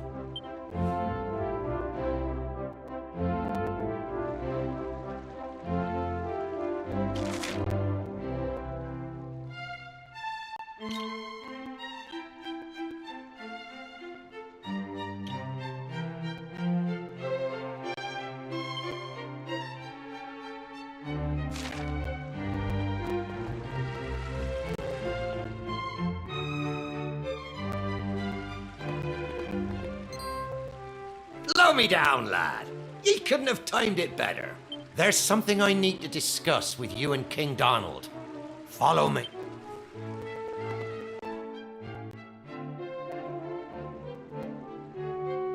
Now, I'll get straight to the point. There's a rumor going round. They say a strange voice has been heard, echoing round the accursed altar of the Almighty, between its woeful wails of lamentation. And since the altar has ties to the Demon King, I fear something nefarious is afoot. Yes, indeed, Captain Sharkeye. The altar of the Almighty and the Demon King are inextricably linked. What's more, I believe the Romas are currently in that vicinity. And if the Romas are there, then perhaps KIVEE is involved. In light of which, I can hardly turn a blind eye to this development. I'm sorry to burden you with this task while you make your preparations for the epochal battle ahead, but I must ask you to investigate the situation at the altar. Well, I'd best head back to the old Sea Dragon and continue me watch from out on the waves. Till next we meet, Your Majesty.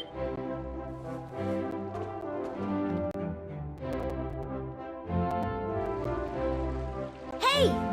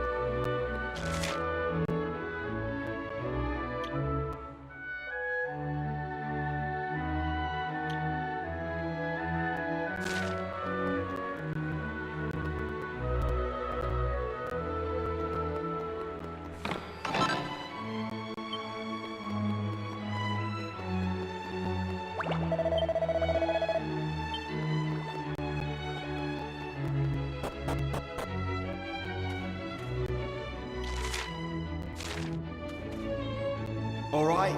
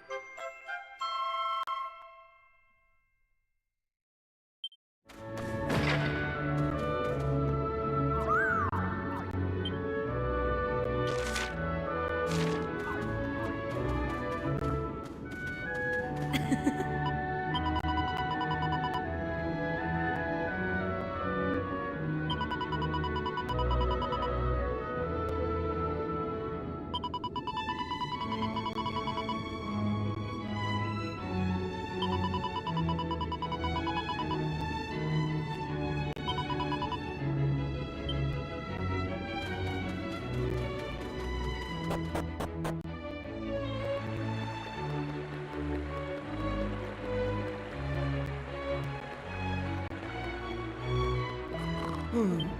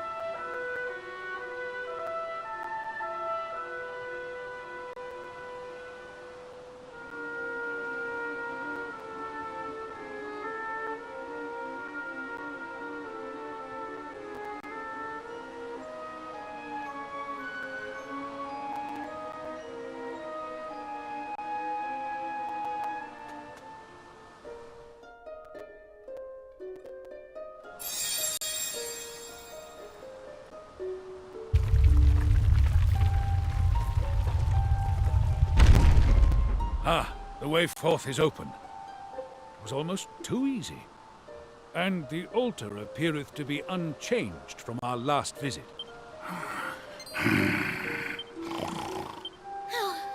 Why am I not You just had to get involved in this nonsense, didn't you? You think that sounded like a monster? It wasn't scary at all. Maribel's a scaredy cat. Want to come over here and say that, you little... Enough. You can argue to your heart's content when our work here is done. For now, let us be on our way.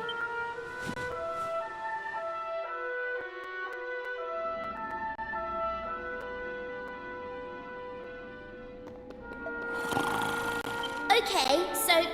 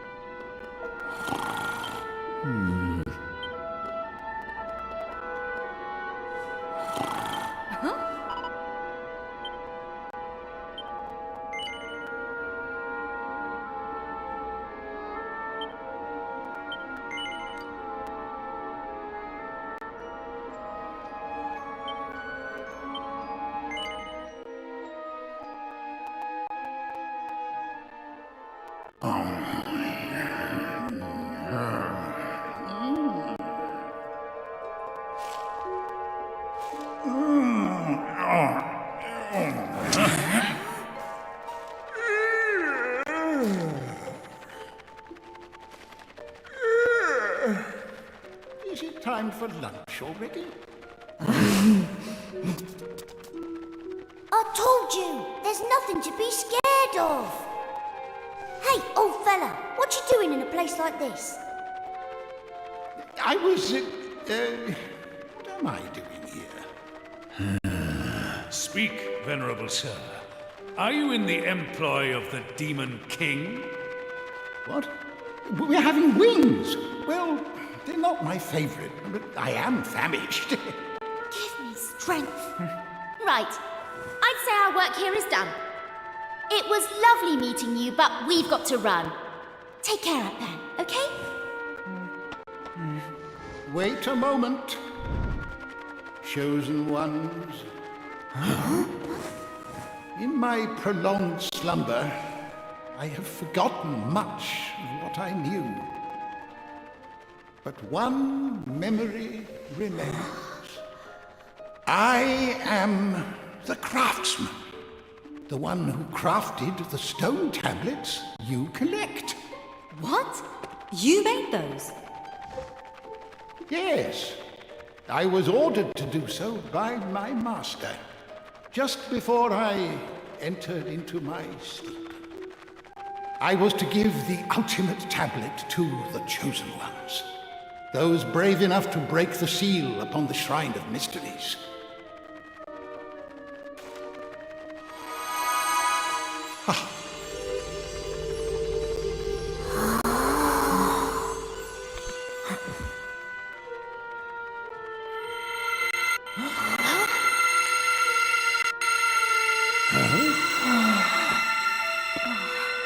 What manner of mischief is this?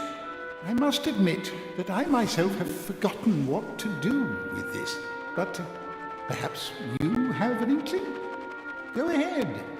Proceed as you see fit.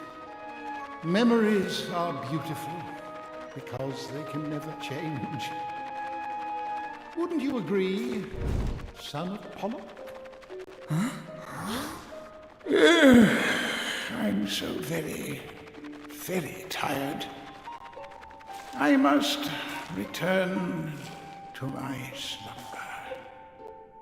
Perhaps never again to wake.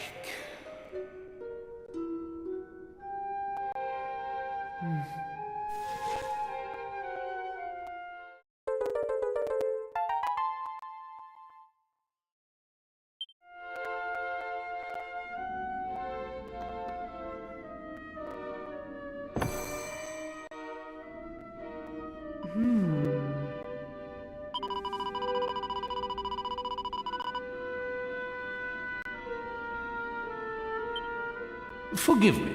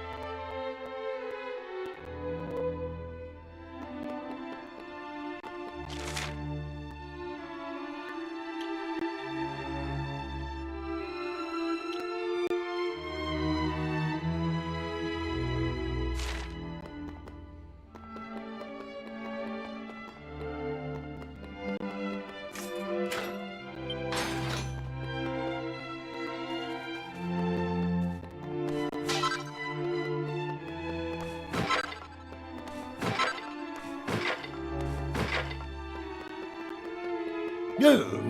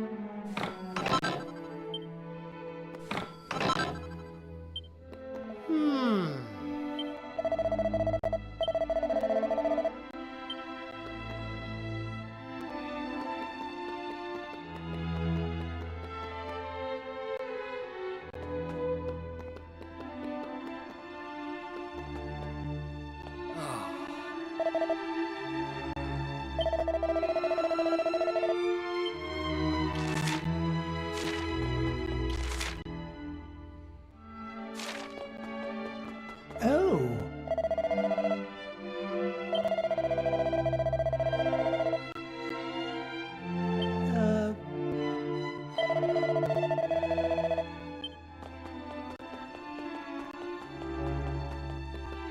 Huh.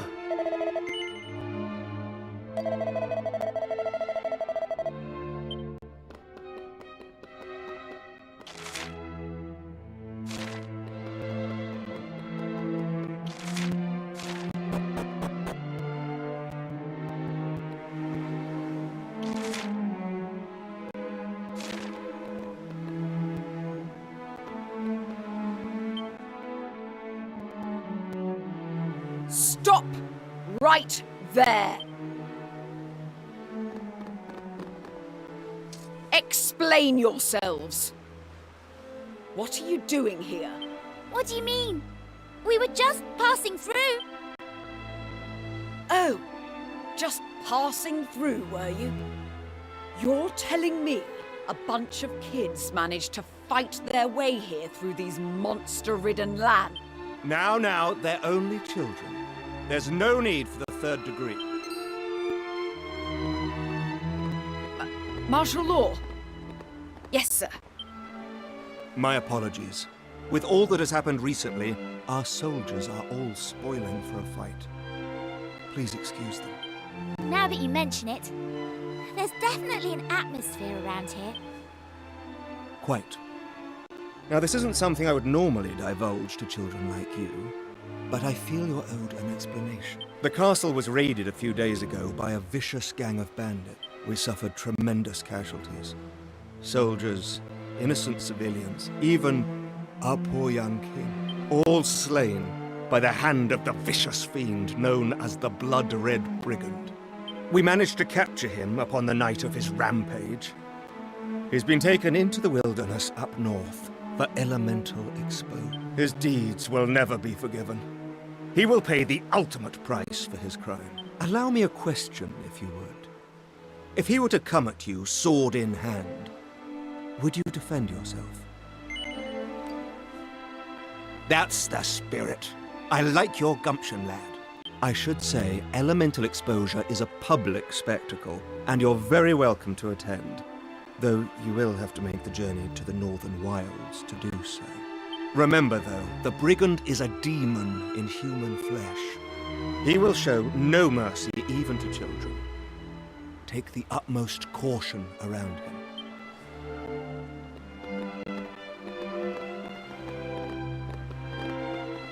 Oh, and I should mention, these green flames are kept here to ward away monsters. The instant one goes out, the monsters descend. Please keep your distance. That is the only rule we ask outsiders to keep. And now I've said my piece, I hope you enjoy your time in the castle. Goodbye.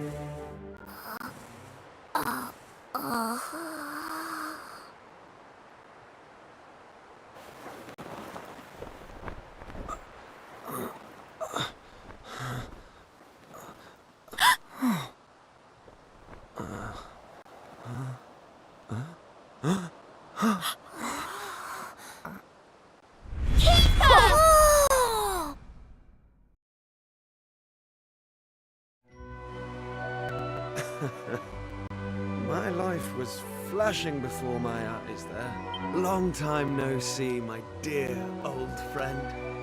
You too, Maribel?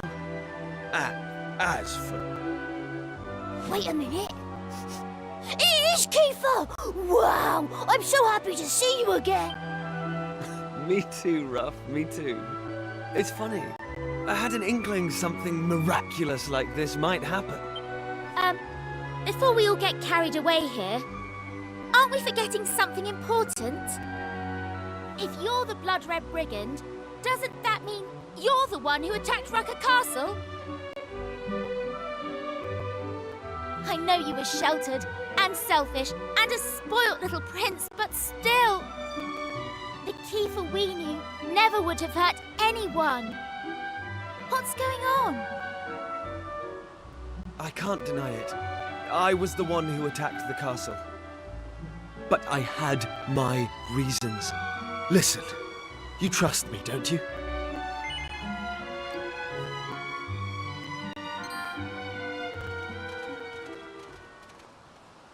guards are coming back. I don't have time to explain. But if you do still trust me, extinguish the green flames in the castle. You'll find the truth within the darkness. You got that? Head back to the castle and put out those flames. And don't come back here for a while. Go!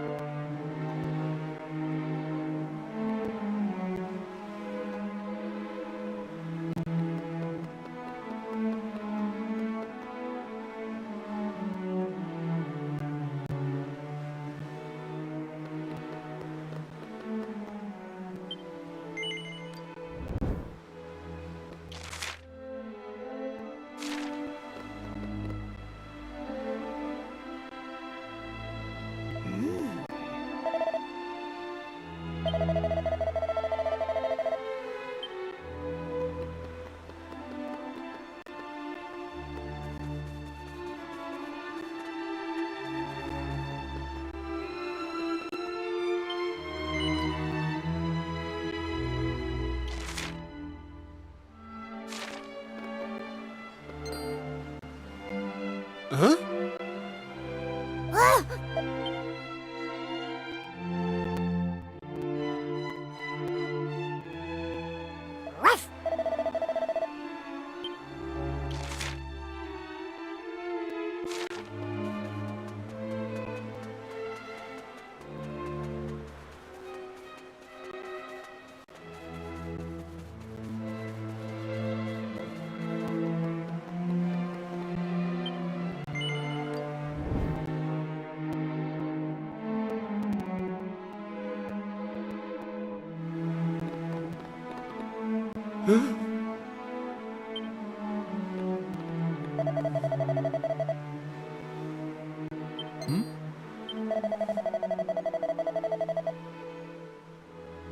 Ah.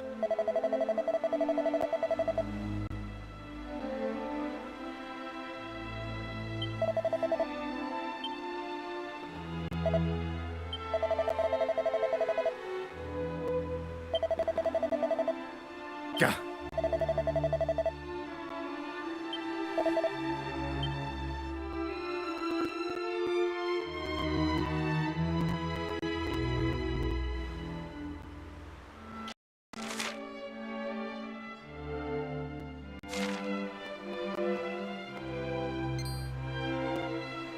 Huh?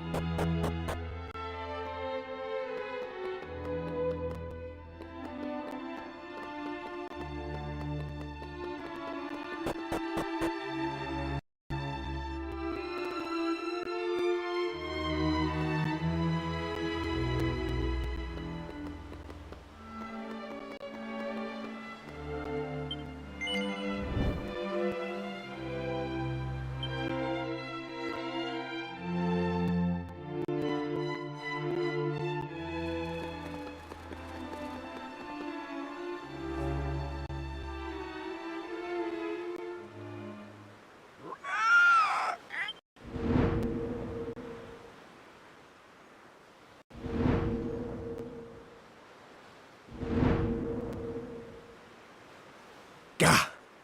I told them not to touch the flame.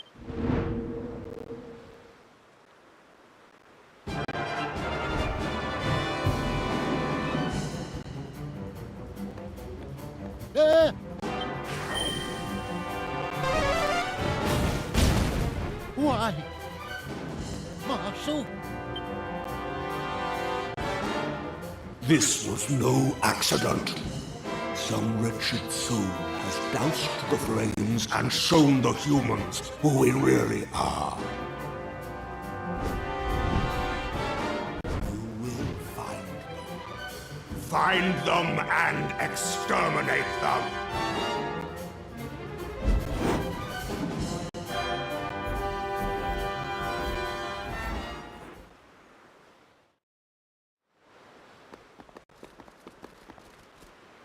The soldiers were actually monsters.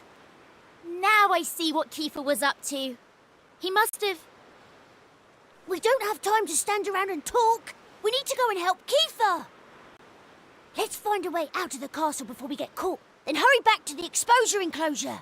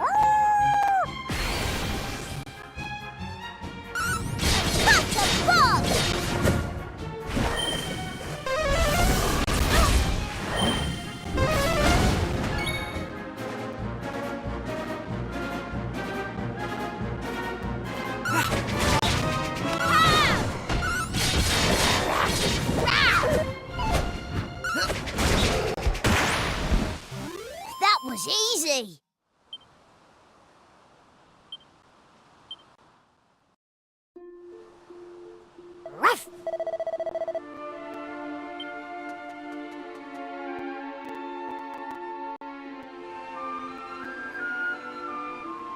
Well, did you do as I asked? We did. We saw everything. What's going on in that castle? And who were you fighting there? There isn't time to tell the whole tale. But the long and short of it is the monsters commandeered Rucker Castle some time ago. When we roamers stayed the night there, we had no idea what a grave mistake we were making. Every last one of us was captured and locked away in a miserable little cell. That's when we overheard. They had received orders from the Demon King himself to eliminate our clan, because our mission is to revive the Almighty. I did the only thing I could to buy enough time for the others to escape. I took up my sword. The plan was a success, but for one little hiccup. I was cornered by martial law, and he's no pushover.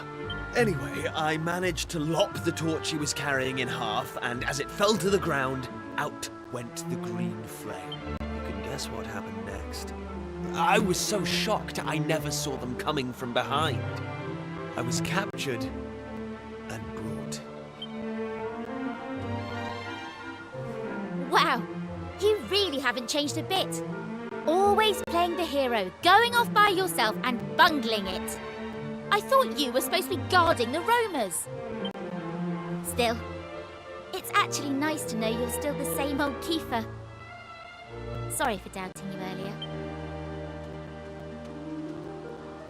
No offense taken. Thank you, Mabar.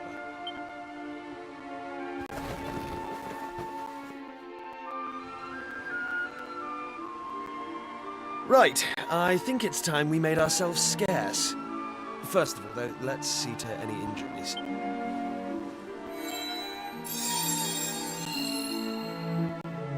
We've lingered long enough. Let's go.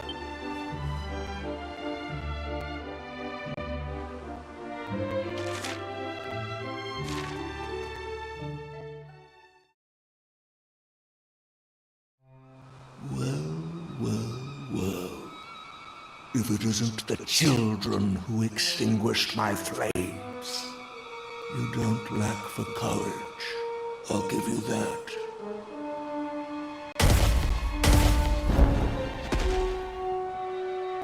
I see the blood-red brigand is now among your number. Suddenly, it all becomes clear. Rest assured, none of you will be spared. Haha! This is the stuff! You and me battling side by side again. I might not be the young man I once was, but at least I have plenty of experience now. In fact, I can't wait to tell you all about my adventures.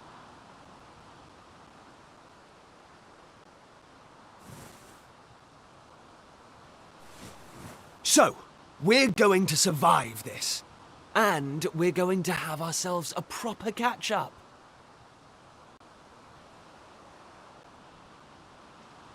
Enough of your mawkish twaddle. Those who defy the Demon King shall know no mercy! You all die today!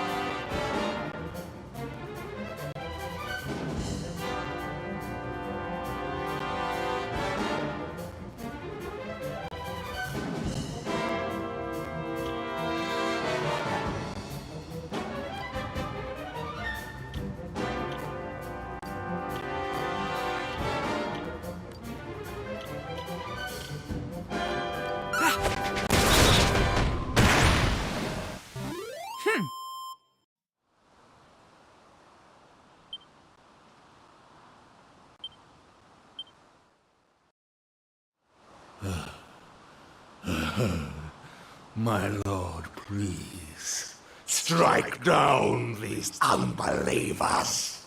You will not go unpunished.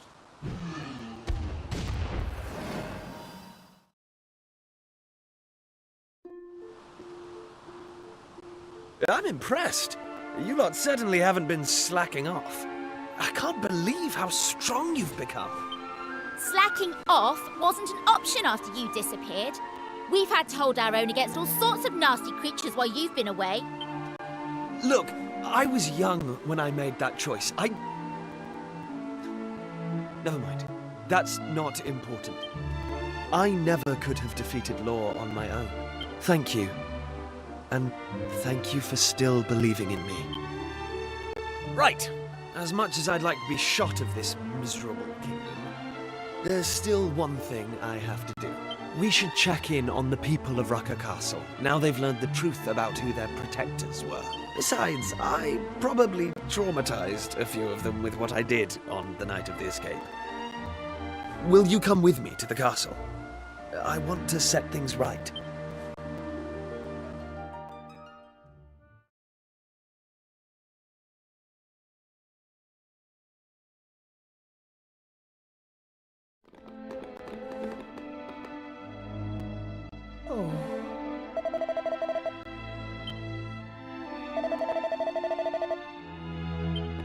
Yep.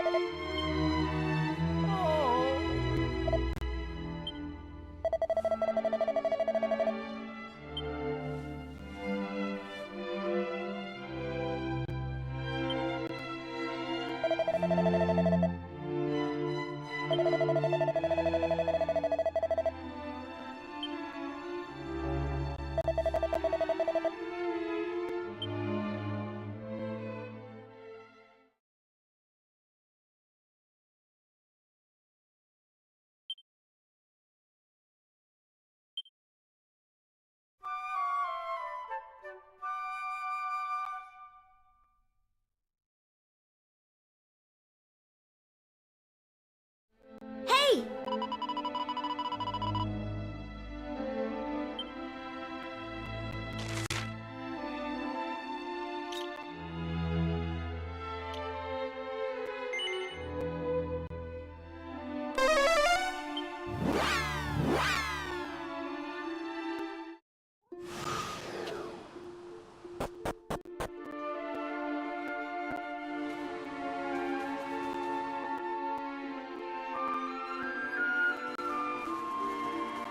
Hold on a sec, would you? Before you head back home, let me ask you something. What's happening right now? In your own time? Things can't be all that great if there's a teleportal connecting you here, to me again.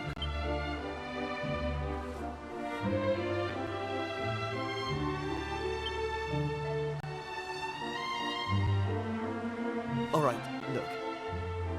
Something's been niggling at me these 20-odd years since I last saw you. I was the one who insisted on having an adventure, and I didn't see it through.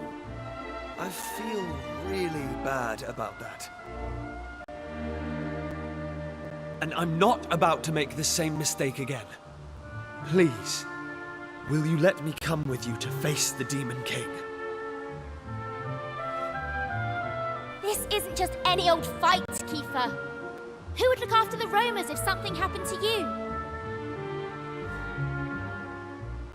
Yeah, about that. After you all left, Lala and I got married, and we have 2 children, a boy and a girl. They're about your age now, and strong, too. Accuse me of tooting my own horn if you like, but they're among the finest warriors you'll ever come across. I put them in charge of defending the tribe when I came here.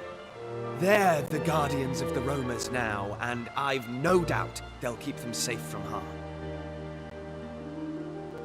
I don't regret the decisions I've made, and besides, I can't turn back the clock. But meeting you all has stirred something inside me.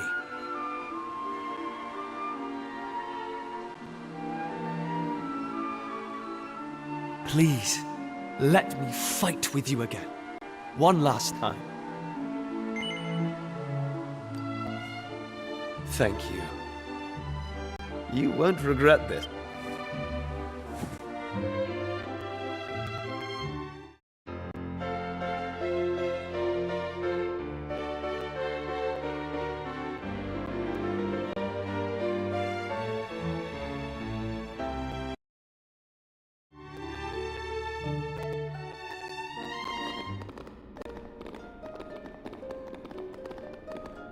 You have returned.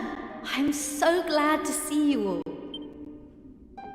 And who is this you have brought with you? How best to explain him? Let's just say he was part of our gang growing up in Pilchard Bay. Well, I have no quarrel with thy bringing another of thy number into the fold. Pleased to make thine acquaintance, young sire.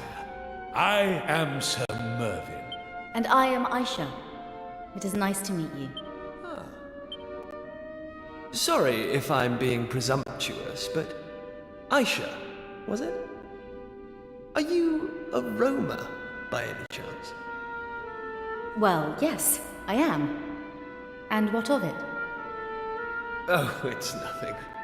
I was just thinking that some of the choices I made seem to have paid off quite handsomely. But never mind all that. It's nice to meet you. I'm KIVEE. I used to be the Prince of Estard, but... well, I'm more of a traveling swordsman these days. I just hope I can make myself useful. Now, listen. I forgot to mention this before, but I won't be able to hang around with you all the time. I'd love nothing more than to go romping around the islands together like the old days, but this isn't my home anymore. I should steer clear of anything going on in this era. I'll head to where the Demon King is, and wait for you there.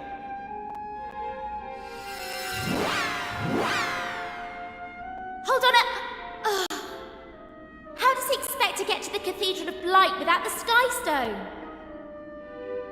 You'd think he'd have learned not to rush into things after all this time.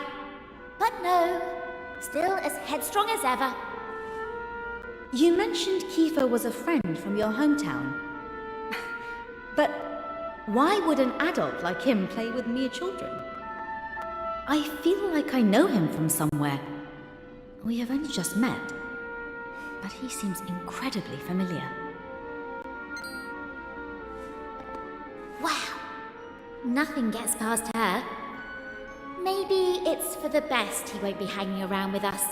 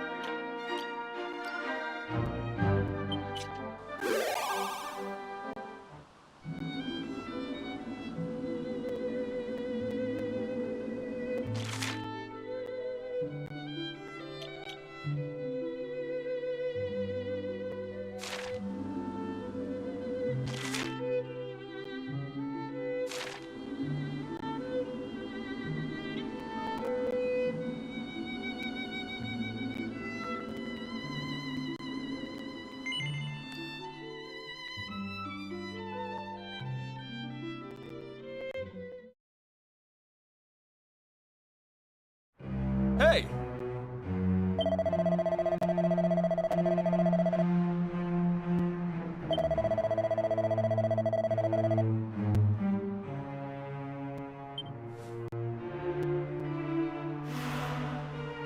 Hey!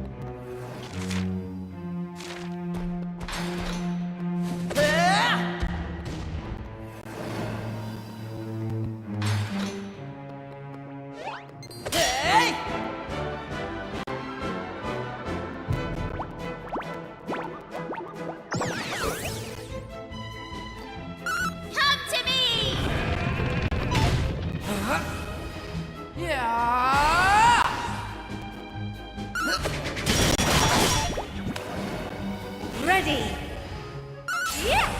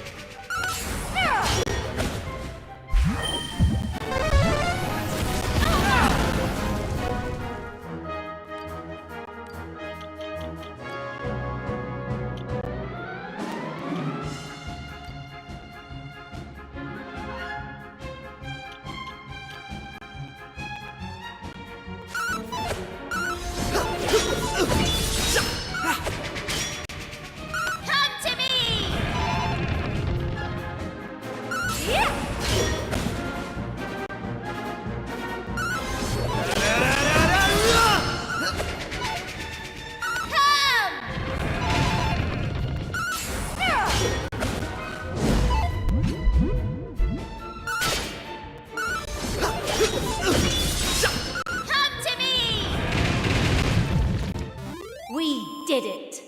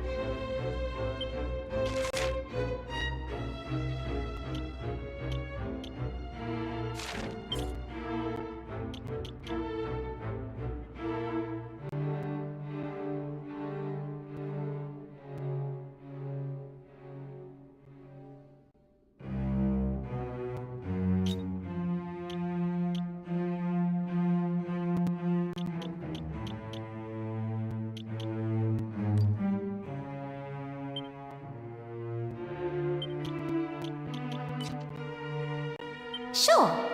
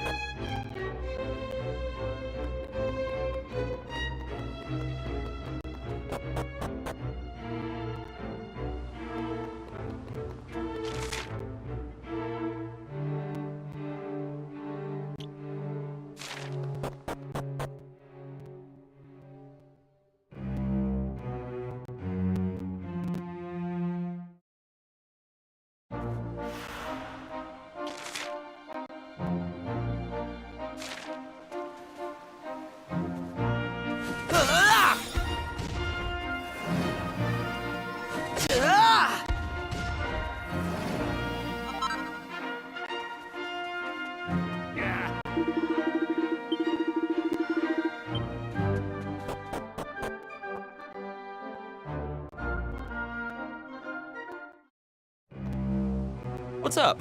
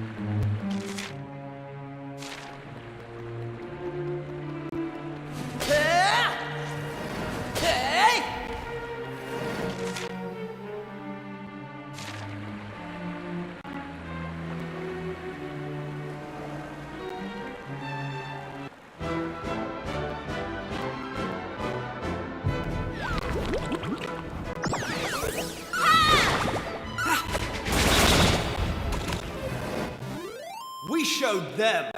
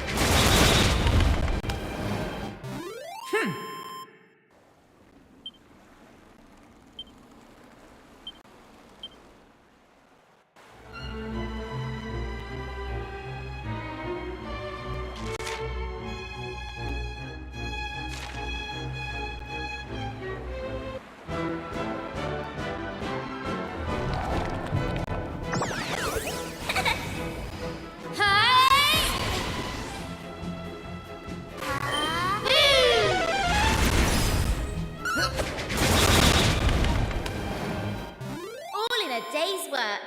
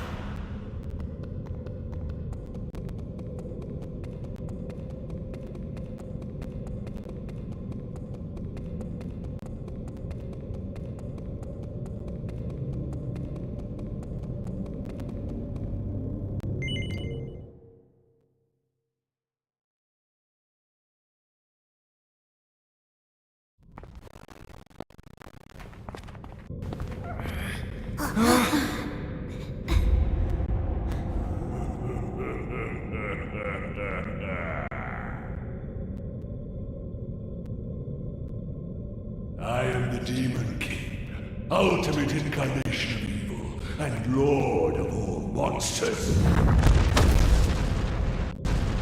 My authority is absolute.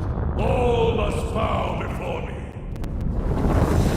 Though puppets of weak gold, too foolish to understand. Listen well. Your so-called Almighty was long since cast into oblivion at my hand. If you wish to live and drag out your pitiful existence, you have no choice but to worship me in his stead. I am all God, supreme ruler of heaven and earth. Now come,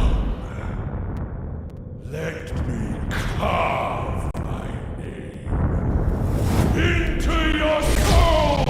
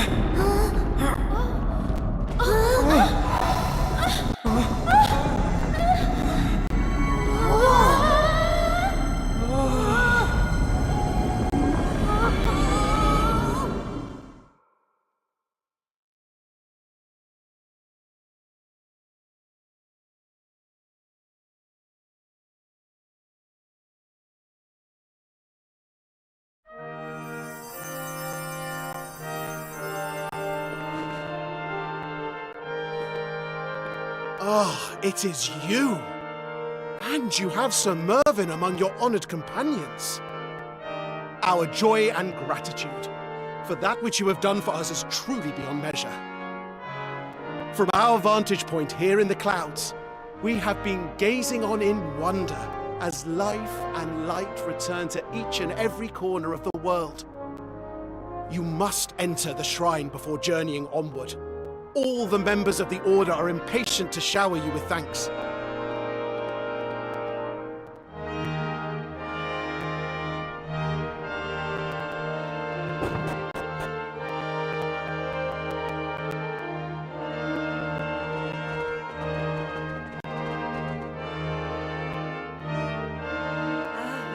Truly, I am at a loss for words. How can I possibly express to you the profound peace and joy I feel? When first you became guardians of the flame of hope, 'twas naught but a... And how have you achieved this?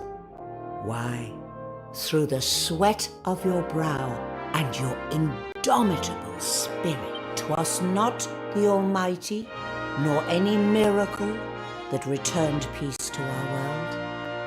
'Twas you.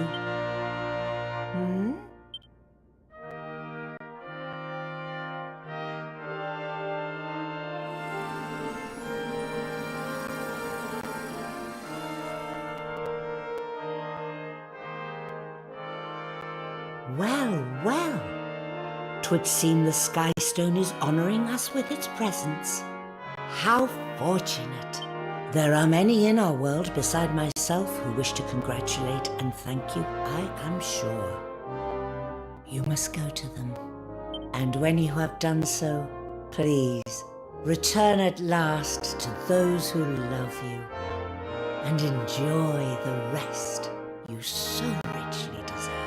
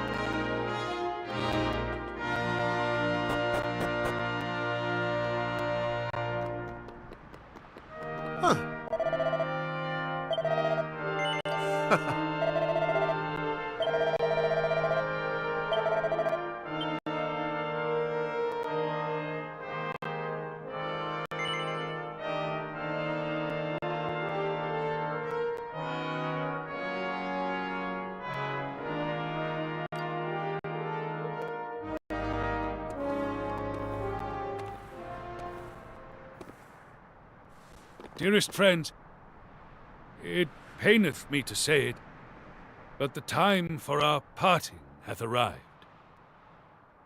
Huh? What do you mean?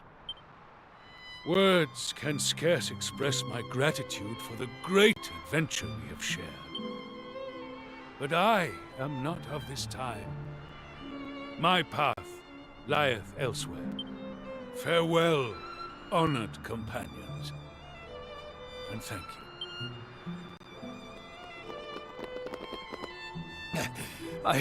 I must speak with you, Sir Mervyn. The sacred stones in the depths of the shrine, they are calling for you. Very well. I shall be with thee presently. Friends, I am honored to have been able to join you on this greatest of all adventures. You understand why I must leave you, do you not?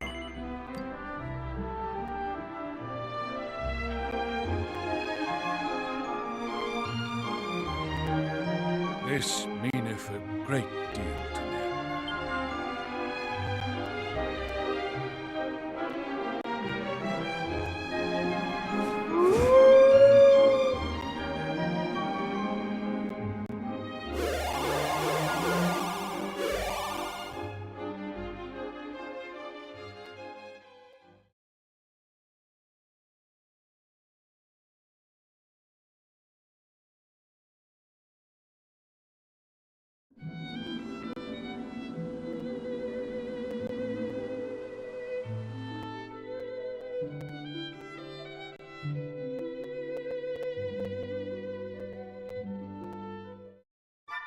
Hey, I've been going about me gaffering all wrong. All I could think of were making them bid.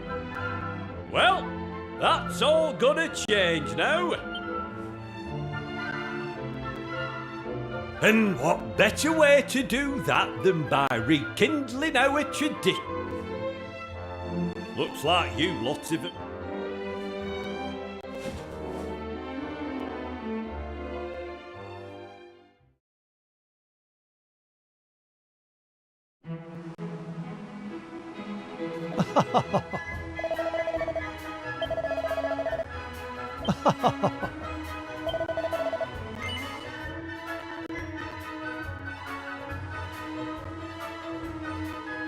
All right, you lot.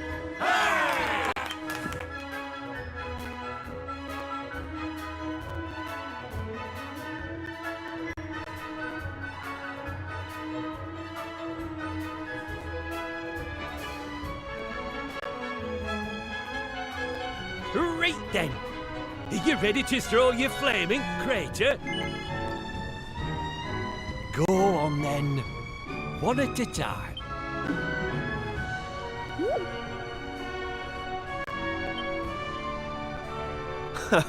This takes me back. All right, let's do this. Here goes nothing.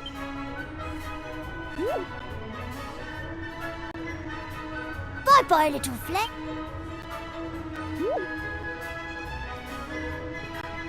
Mighty fire spirit, thank you.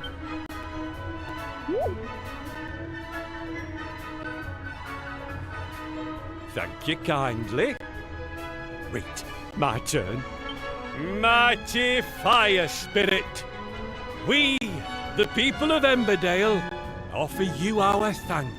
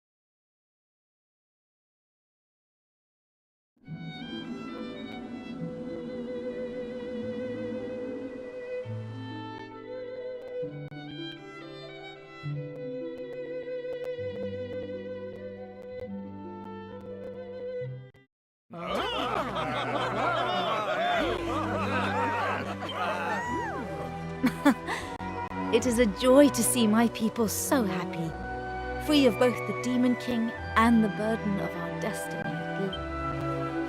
So this is the future, huh? And we made it possible.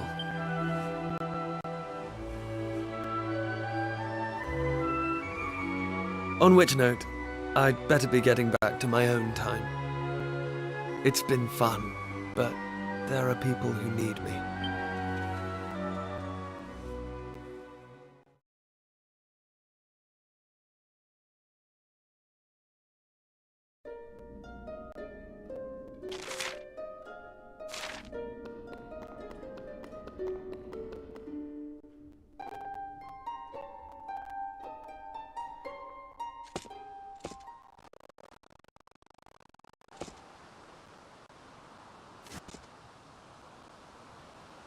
Thanks for coming to see me off. I'll be all right from here.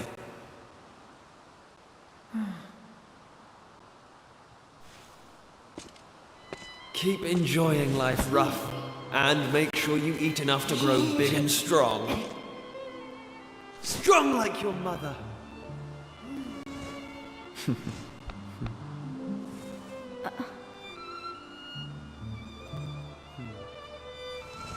The roamer's destiny has been fulfilled. It's time to live your own life, Aisha. Look, I was never any good at this stuff. Just good luck, okay?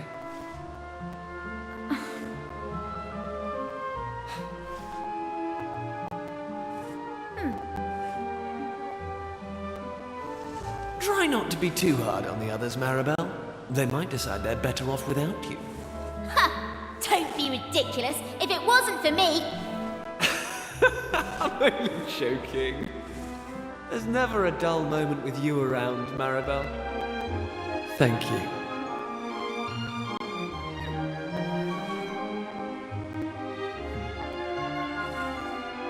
Well, it really is goodbye this time. But look, nothing's going to change. Whatever happens, wherever we go, we...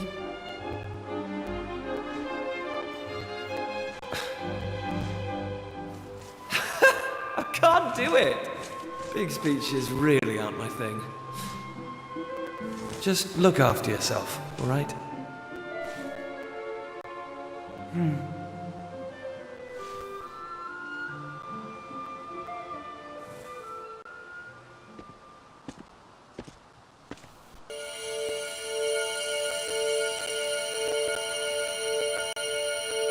So long, everyone.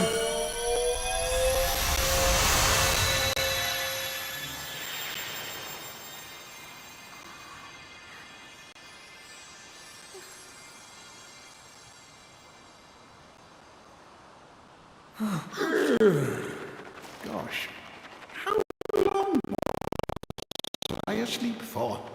I thought I'd never wake up. Still, it seems my work here is done at last. Farewell, my friends.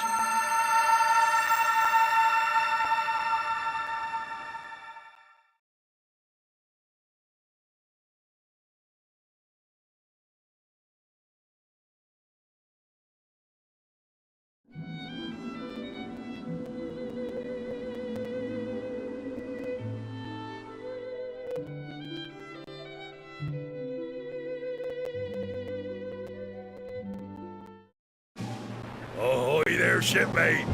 'Tis a fine thing indeed to see ye looking so well. I've been waiting here for ye ever since we heard the news. 'Tis my duty and my honour to lead ye to Captain Sharkeye. This way, if you please.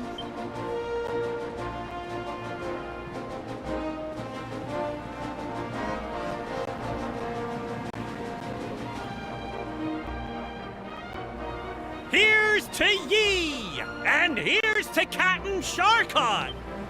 Welcome back aboard. You and your friends finally rid us of that dastardly demon king, eh?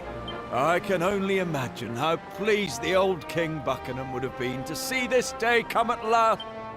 Ahoy there! Rumour has it you're to be our next captain.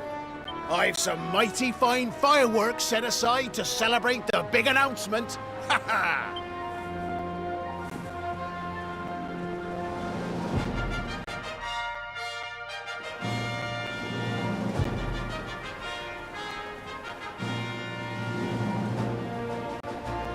So, ye made it back from that accursed Cathedral of Blight in one piece, did ye?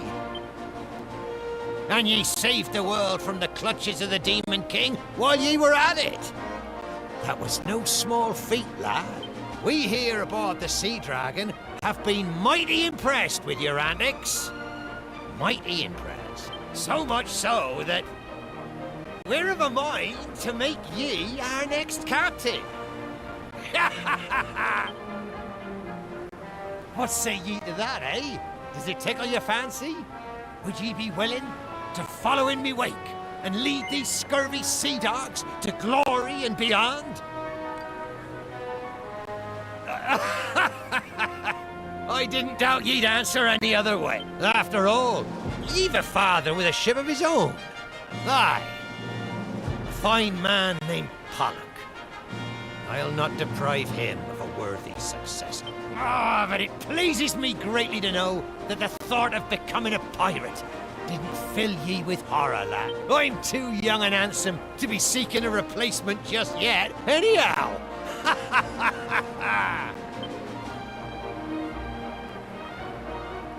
Anyway, less of the gas bagging. We've a voyage to be setting off on. Seems King Scuba has business with us. I know not what, but for the King of the Deep to have summoned us, 'twill be no small matter, I'm sure. Anyway, our homeward route will take us right by your home port of Pilchard Bay. And just as you're setting out for the pilchard harvest, no less. I imagine the festivities will be a fine sight to see from the deck of the Sea Dragon. So let's not say our farewells just yet. Our paths will cross again upon the ocean waves soon enough.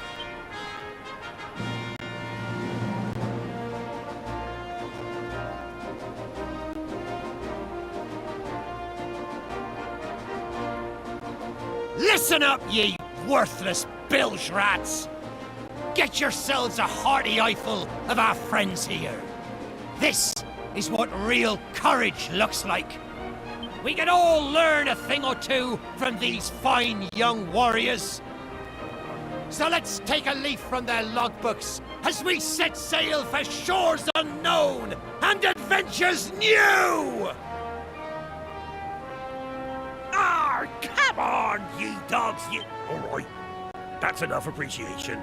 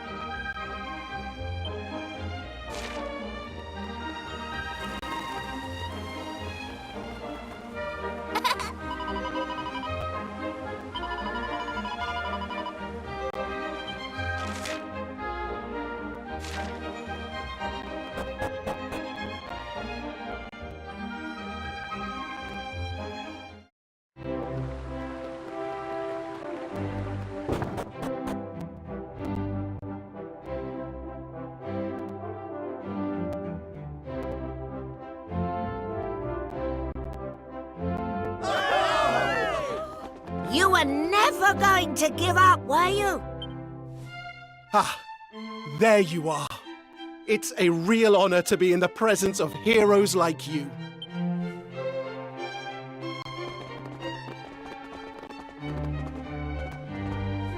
You did it. You really did it. Oh, thank you so much. I know my brother's happy too, wherever he is.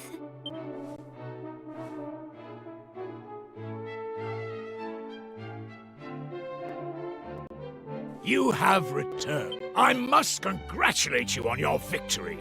The scale of your achievement is almost beyond imagining. Without your extraordinary efforts, our world would have remained mired in darkness and despair. Or perhaps we would still have been worshipping a false god in the form of that wretch, the Demon King. Regardless, if it were not for you, the future of mankind would be bleak indeed. You are the saviors not only of this kingdom, but of this entire world. And to think, it all began with such a trifling matter. My foolish son's purloining of his mother's precious ring. I was incandescent with rage. I doubt I've ever shouted so much in my life. I had convinced myself that my poor attempts at parenting had produced a reckless rogue, unfit for the throne. But little did I know where it would all lead. That the events of that day would set in motion the wheels of our salvation. I did not raise a reckless rogue, after all. I raised a hero. I am proud of him. And of all of you. Now we must prepare a banquet the likes of which this kingdom has never seen. Let the celebrations commence.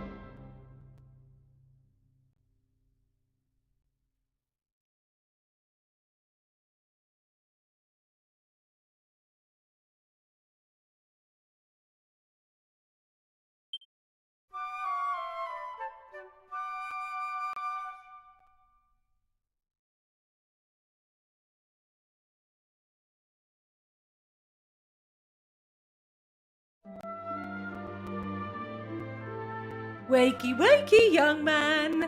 Come on. It's the most important day of the year in Pilchard Bay. Your father has already headed over to the jetty.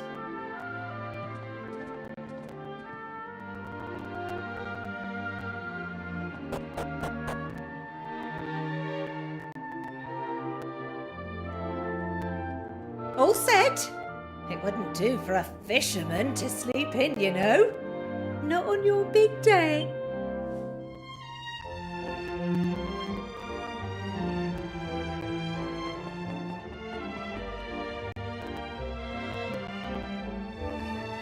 Oh, before you go, to think I almost forgot.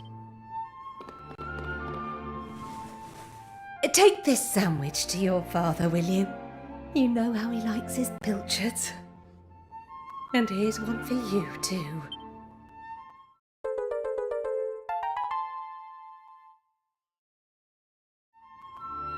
Off you go now. Take care, dear.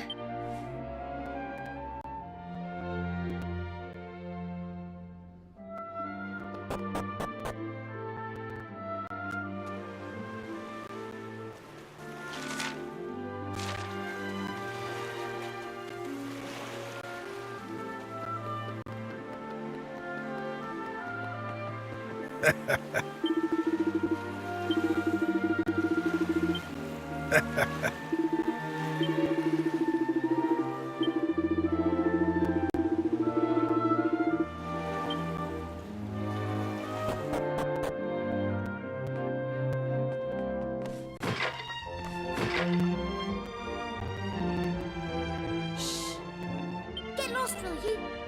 You're going to blow my cover. Eh? Who's that? Oh. Well, well. If it isn't young Maribel. Looks like I caught me a stowaway. Oh, why is it such a big deal anyway? Why can't you just let me come fishing with you? Go on. I'll just forget you saw me. Please. Did I ever mention how tasty your stew is? Really, you'll have to tell me the recipe some... Flattery will get you nowhere, young lady. And it certainly won't get you on board this ship. Now get out of here before I tell your father what you've been up to.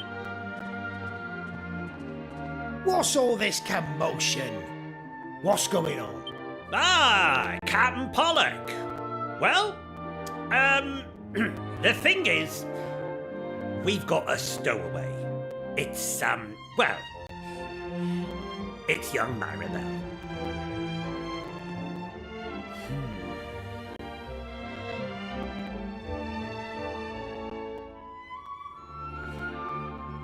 All right, girl.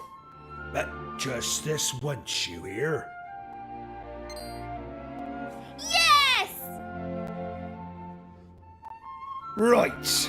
Now that's settled, it's time to set sail. Come on, lad. Less if you're slacking.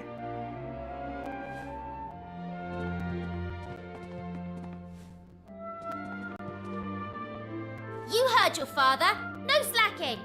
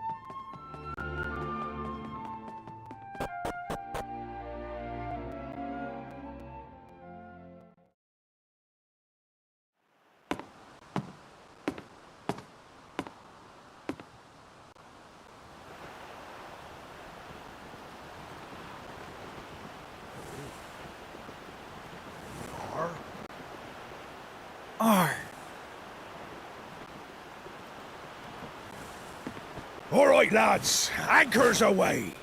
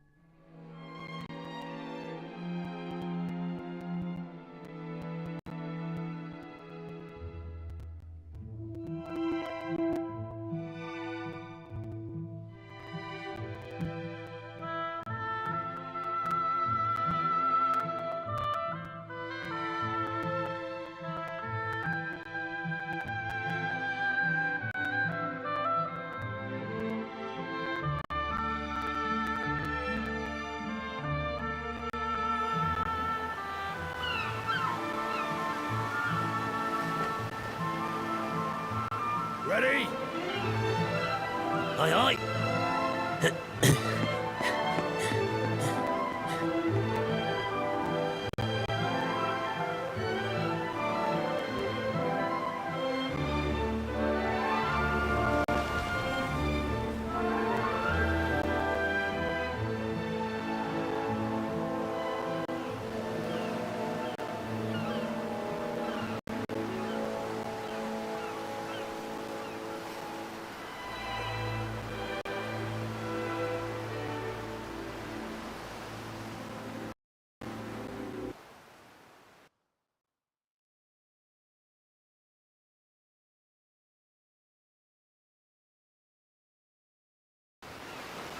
Haul in those nets, lads! Heave!